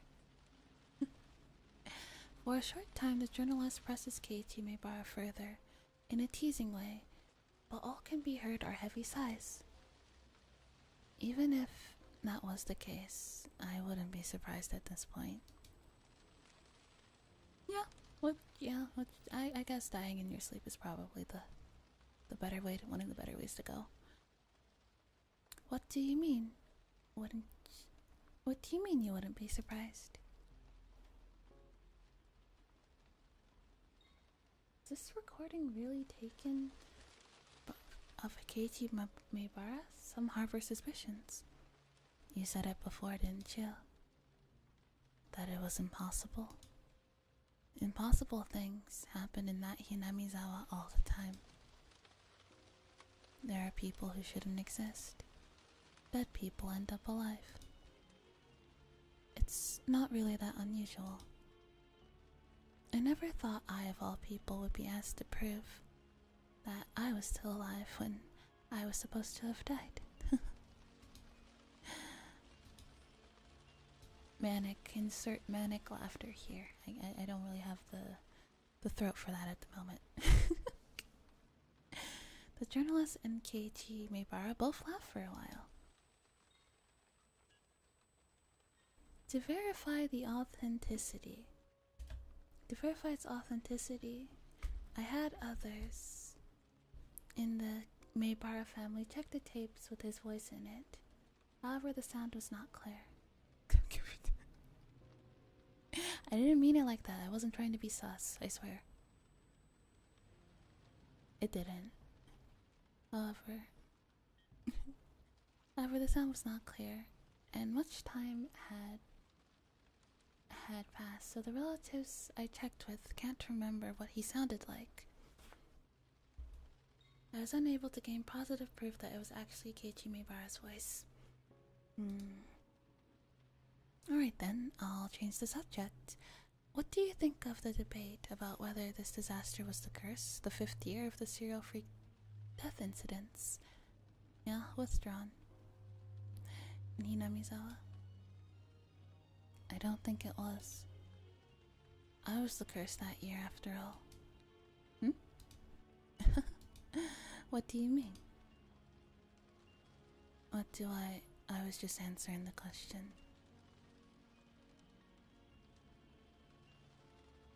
Doubts also remain regarding the date. August, no, wait, yeah. Wait, that's November, not August. November 28th written on the tape. The curse, well, you probably won't believe me when I tell you this. I was the one who caused it. I was the one who wished for the whole village to die. And it happened.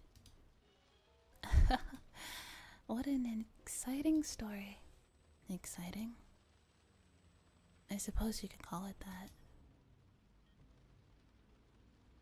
After Keiichi Maebara's failed suicide attempt on a certain August day, 2 months after the disaster, he was diagnosed with a mental disorder and transported to a treatment facility. With a mental disorder, which one? There's quite a few of them.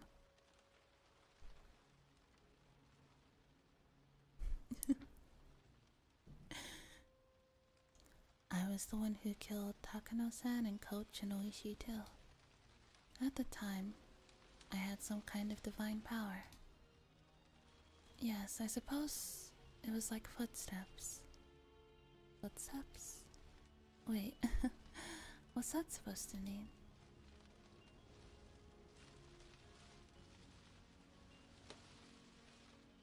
The same one Orange Cheeto has.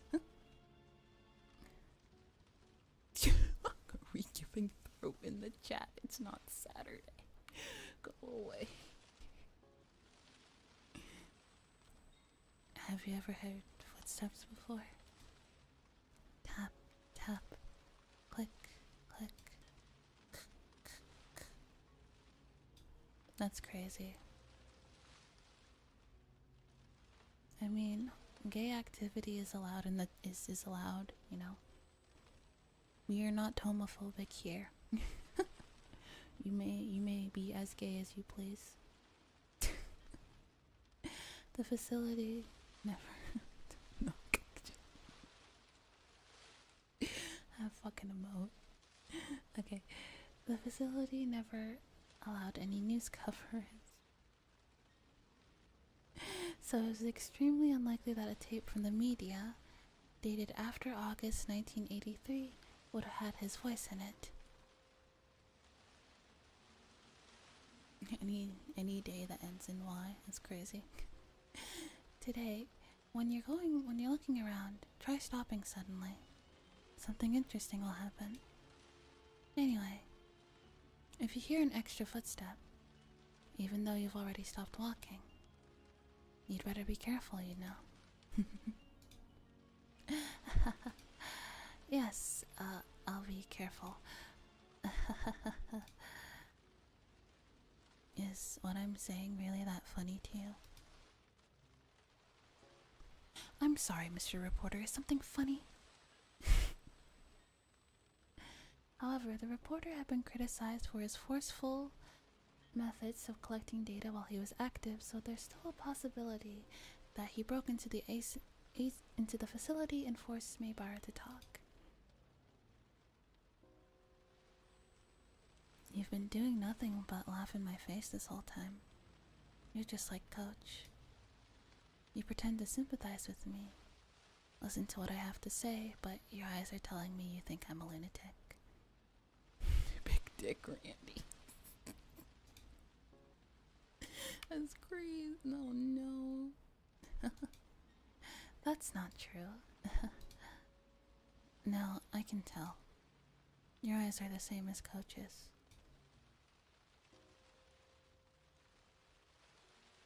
Is this truly Keiichi Maebara? The authenticity of this recording is still warped in mystery. All your friends ditched you to like sleep and stuff? That's fucking rude. How dare they?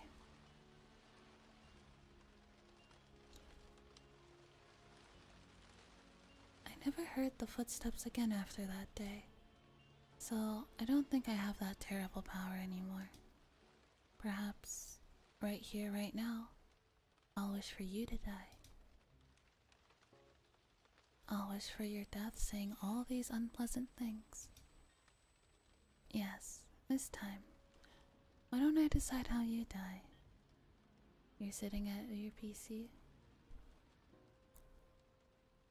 Oh, that sounds good.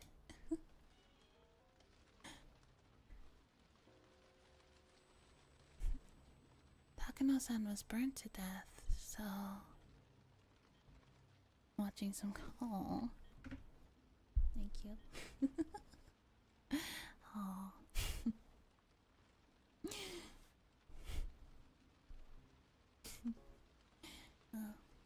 I'm glad I can be a streamer you watch while you eat. I'm one of those people. I can't like eat unless I'm watching something. I need a YouTube video or like a show or like a stream. I can't just like sit and eat my food.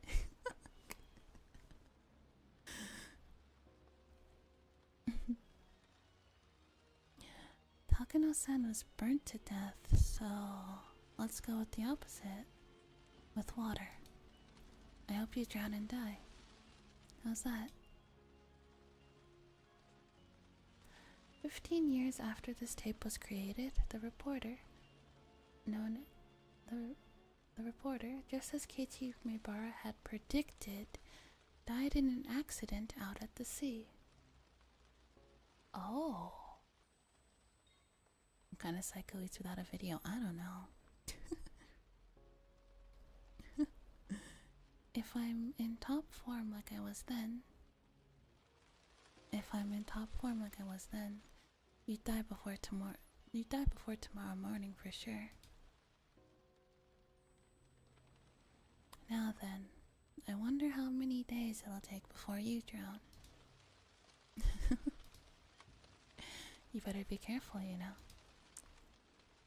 Don't go getting yourself killed by something. Don't go getting yourself killed by some stupid curse I put on you, okay?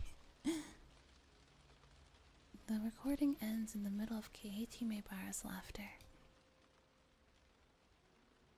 And Keiichi Maebara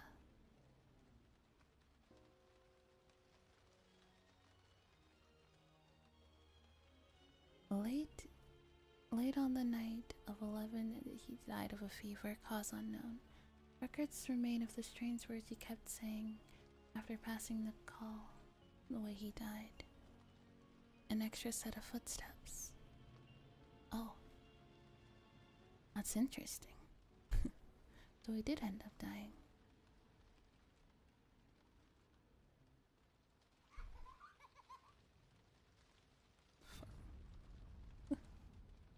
That actually scared me. Fucking manic baby laughter.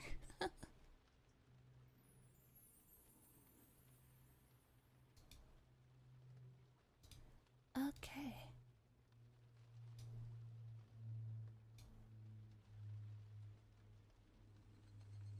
We did it.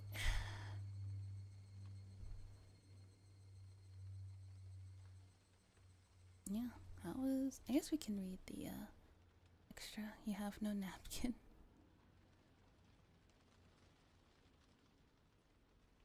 Oh god. Thank you very much for enjoying Higurashi when they cry. Fucking... Tatarigoroshi. How did you like it? It had a different sort of atmosphere than the previous chapters. I'd be happy if you enjoyed it. A bad end again. The type of which we're so fond of, huh? Yeah. I would say this is like probably the worst ending so far. Oh my god, you got a turtle. I wanted to set a scene of the gas coming in, the villagers spasming and foaming at the mouth, one by one before dying. Do you all think so too? Of course I do not think so. Again. It happened again. A huge bad end.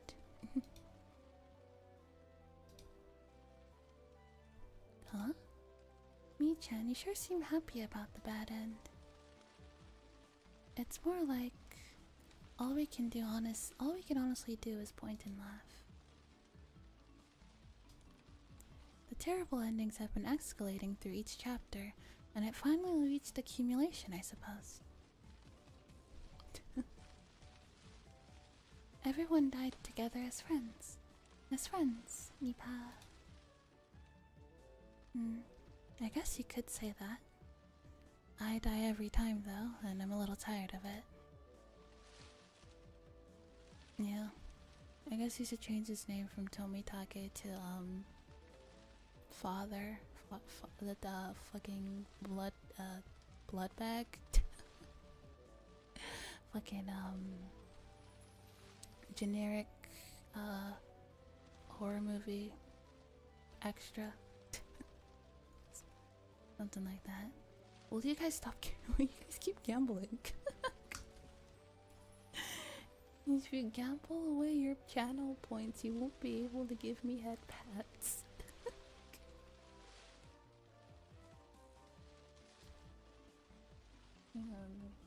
If you guys are using it, let me move it. Yeah. Just fishing. Guess so. I guess you could say that. I die every time though, and I'm a little tired of it. It would be nice to have an ending where I didn't die in a while. You have 27k channel points?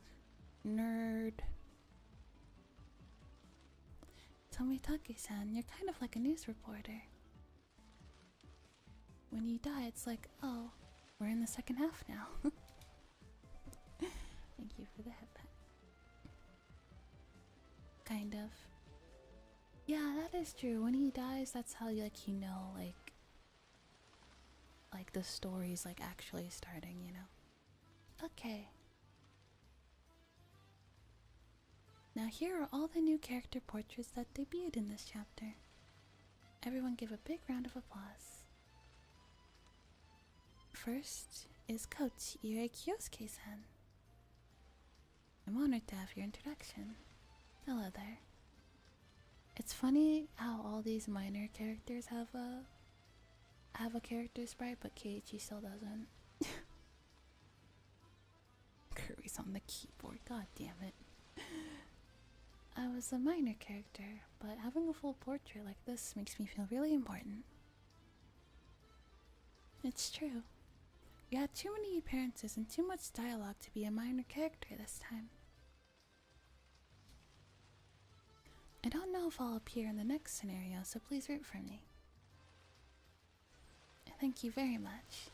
Next up we have Chie-sensei, who has been around since chapter 1, but never had a portrait until now. Hello there, everyone. They've had me appear in school scenes ever since the first chapter, but for whatever reason I didn't have my own portrait. I wonder why. I don't know, maybe they just didn't have the money for it. Art is expensive. This 2000s money. Yes, I wonder. Oh, someone give Chie-sensei a seat, please. Budget concerns, yeah. Yeah, couldn't afford it.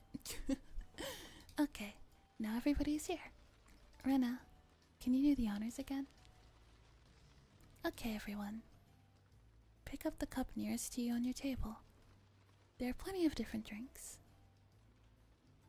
These after parties have gotten really lively.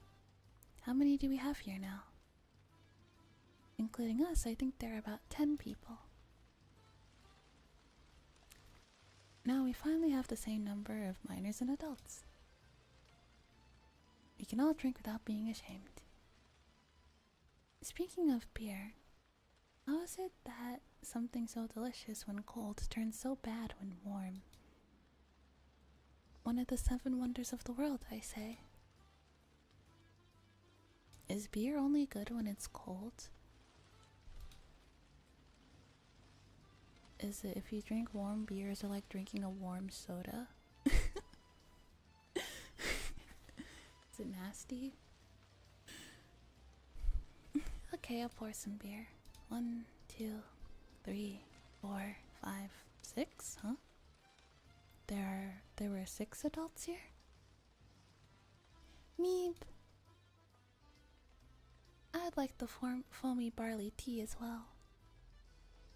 Rika-chan, you can't drink. Anyway, Rena-chan, let's get this moving.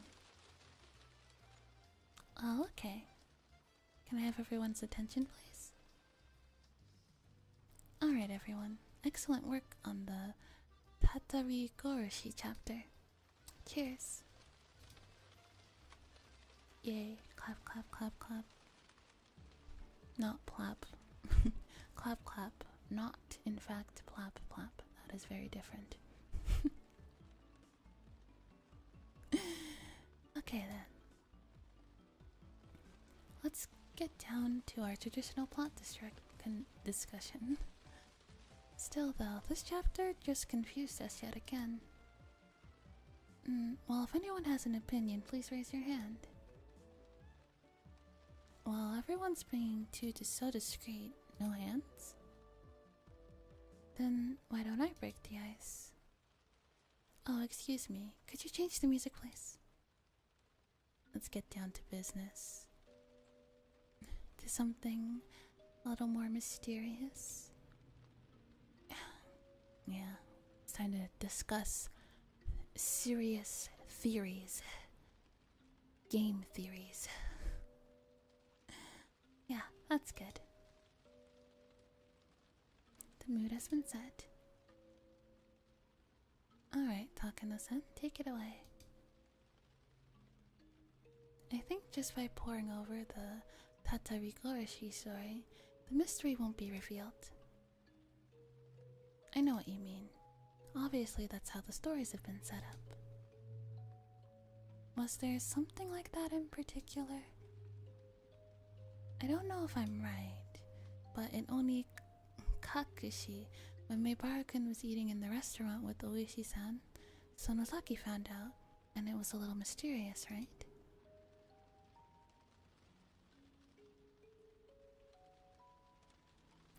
That is certainly mysterious. Just in Onikakushi, but after reading... Oh, thanks for the headband, Teddy. But after reading Watsunagashi, a few things made a lot of sense. When I mentioned a restaurant with cute maid uniforms during the story, it must have meant Angel Mart. And Angel Mart is owned by the Sonozaki family, so... Someone who knew Kei-chan was there too, and told me, and it actually makes a good amount of sense, right? May I switch and watch you too, hon? Alright. Take care, darling.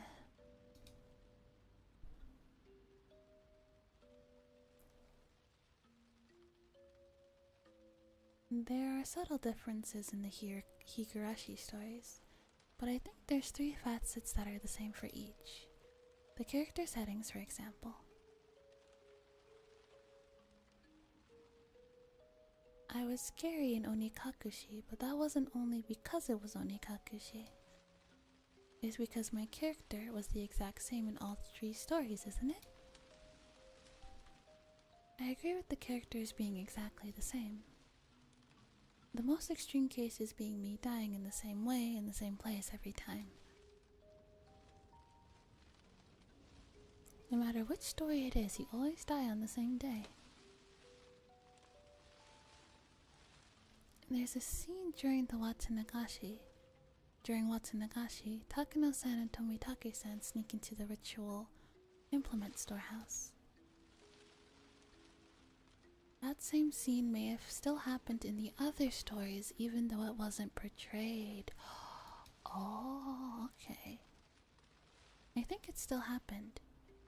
Save for a few events, the weather the day of the festival, what we did in the club, and Satoko's uncle coming home. It's almost all the same. So like, it's kind of like a time loop, I guess. That's what I'm thinking. It's like a time loop, but like it's like every time you go back in time, you're like the timeline is slightly different, kind of a thing. Kind of like in Steins Gate, where like a visual novel that we still need to finish. Jesus fucking Christ. But kind of like in Steins Gate, how like the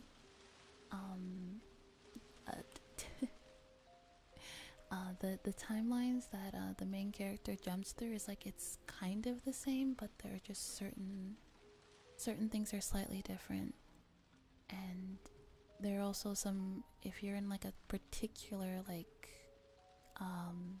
string of timelines, I guess, some things will like always be the same, I guess, if that makes sense. Maybe I don't know if I portrayed that making sense. If the stories were told in exactly the same environment each time, why did they end up being so different? If you think in a general sound novel type of way, sometimes the story branches depending on choices, right? So like, if in Watsunagashi, had you given the doll to my sister? An unavoidable bad end from a choice so early on, that's pretty scary. Well, in Tata Higurashi, maybe whether you decide to kill the uncle or not. I think it was way before that. I think it branched back when the uncle's lover disappeared because of some trouble and he returned to Hinamizawa. Then what was the first branch in Onikakushi? I think it was when I appeared and started talking about the serial freak death incidents related to Oyashiro-sama's curse. You know, I just thought of something. If Keiichi-san gave the doll to Mion-san, and if Oishi-san and my uncle hadn't appeared, would we have not spent our time in peace without anything happening? I see. Satoko's gotten to the right point. You're right. You can say that again.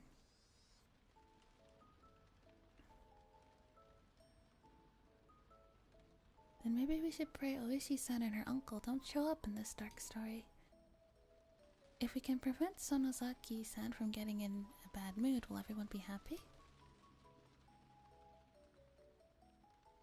Yay, big sis, we're needed for the bad ending. Be careful, everyone. If you make my sister mad, you're sure to get a bad end. Yes, hi, hello. Oh, thank you for becoming back, Rabbit Pandix. Welcome. What are you saying? Shion. Next time I'll pound nails into you without mercy. Bang, bang. Just you wait.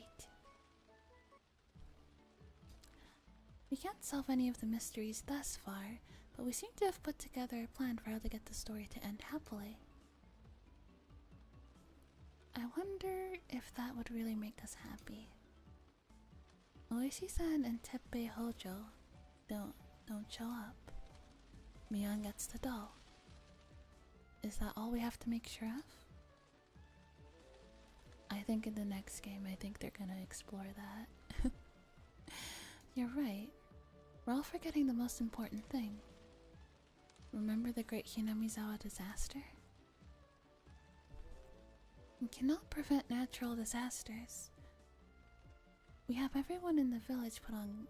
Should we have everyone in the village put on gas masks and move away? It's probably Orishiro-sama's curse.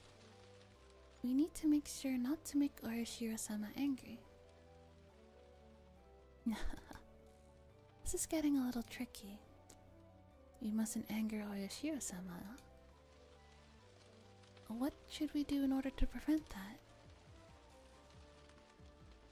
The dam project itself is probably out of the question. Maybe if there was never a dam project in the first place? That would be hard. If it didn't happen, we would need a ritual to quell Orishiro-sama's anger. Seeking a sacrifice in the Onigafushi swamp, a ritual sacrifice. A sacrifice? Who do we sacrifice? Yeah, that's crazy. The joke was right there. I don't blame you. Come on, use your head. Someone who dies no matter what happens. Oh, if he's gonna die anyway, we might as well have it help out Hinamizawa. When you say he dies no matter what, you're talking about me, aren't you? Crazy? I was crazy once.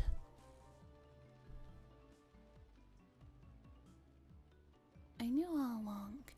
I knew you had some very important role in this story, Jiro-san. We'll get you to play your part. And with that, we have a blueprint for getting a nice, happy, good ending, don't we? Let's give it a nice try since we have time. Everyone involved, come over here.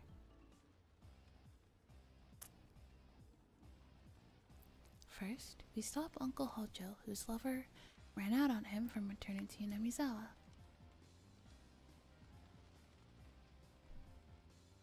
Hiya, my name's Uncle Hojo. He has no portrait, so I'm standing in.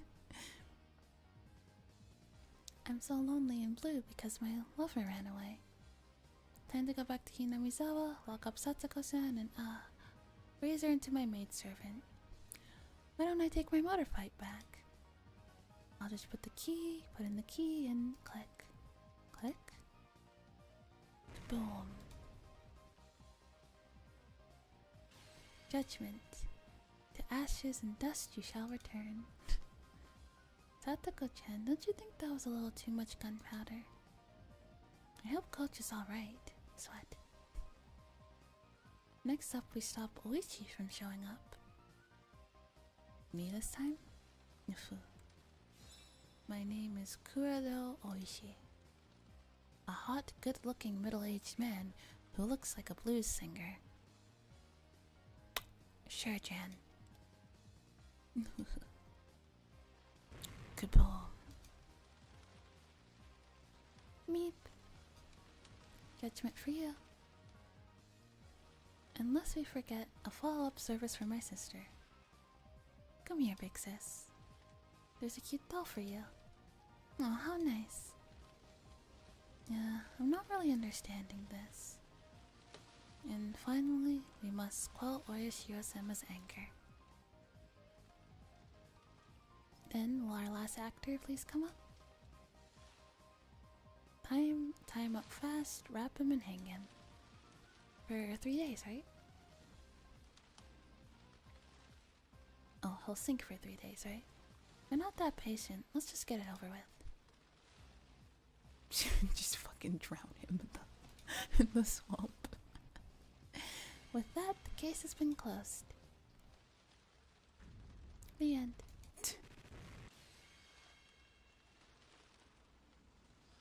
There, happy end. Oh no, all of a sudden, this arm of mine is glowing with such awesome power. This pile of corpses is a pretty big deal.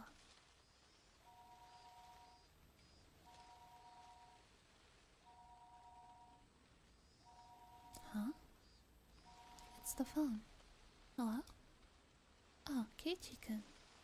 Thanks for all your work. Looks like you're all having a roaring good time. You like corpses, yeah? And yet here I am, busy with reading the scenario for their next story. Whatever. I'm in a good mood today, so I'll let you off without any teasing. Is she on there? Can you put her on? It's like people but quiet. What? You're going to announce it here? I wanted to keep it secret for a while longer, but okay. A secret between Sion and Keiichi-san? Oh, what do you mean? Nobody told me about this. Nobody. Okay, Keiichi-san, let's say it at the same time. 1, 2, 3. The main character of the next story will be Shion Sanozaki. Oh, what? Yes, so that's that. The one topping the popularity chart since her first appearance. The late appearing younger sister of twins has been the pattern of things ever since the days of TH. I have no idea what that means and it doesn't matter. Anyway, I've been fired from my main character post for once. If the rumors are right, I might even get a portrait, finally. Yahoo! Well, portraits of Kei-chan would be a big waste of disk space. If it couldn't fit in all one disc, there's a pretty high chance he'd be the first one dropped. Are you okay with this, Sion-san? The main character always meets some terrible fate in the end. Well, until now. But that doesn't necessarily mean it'll happen next time.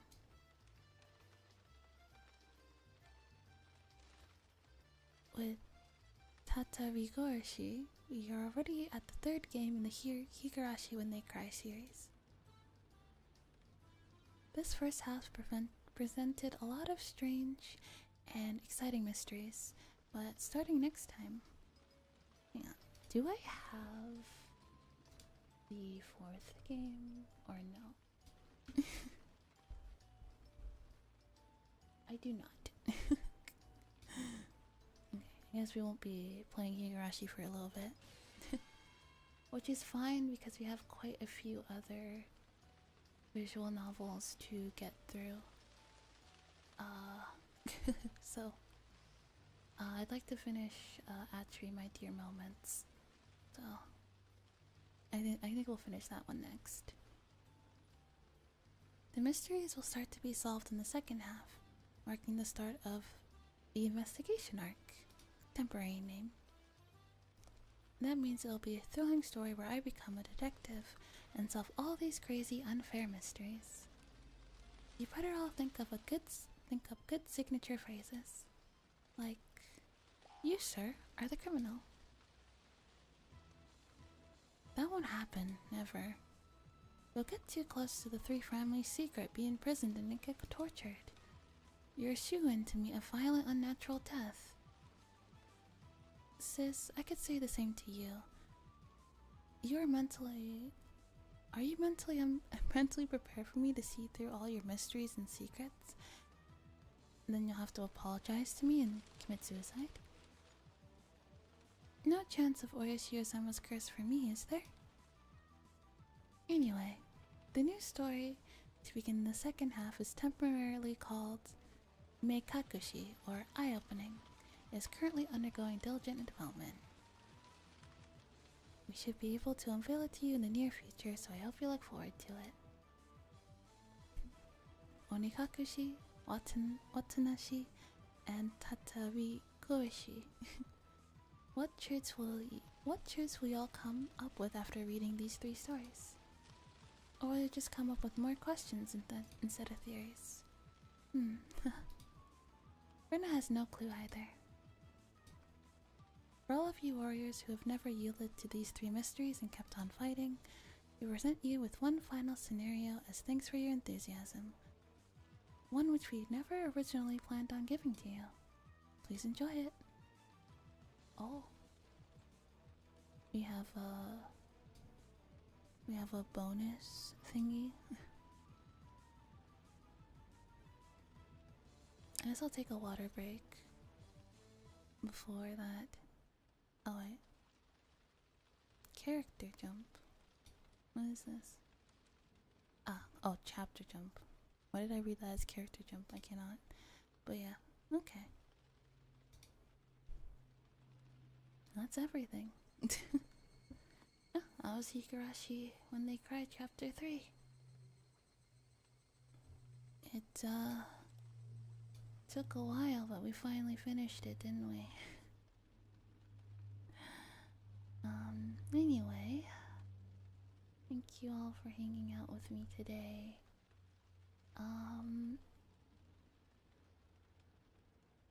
How many are left? I believe there are 6.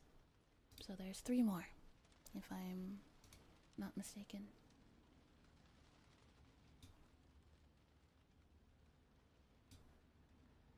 Yeah, I believe there are 3 more, if I'm not mistaken.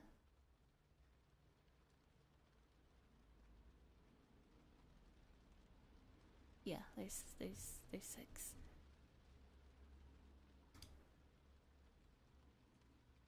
4, 5, 6, wait, 7, 8. Okay, there's 9. 10. Oh, there's 10. There's 10? Oh, okay. Oh, so we've just started, I guess. We've just scratched the surface, haven't we? Okay, that's fine. But thank you guys for hanging out with me today. If my internet is good, I'll stream tomorrow. Maybe I'll stream like in the afternoonish and we'll play some Nikkei. Cause I believe there's a new event, like they're doing the Evangelion collab again. Oh, I'd like to see that. But yeah, I'll see you guys tomorrow, hopefully. Take care. And good night.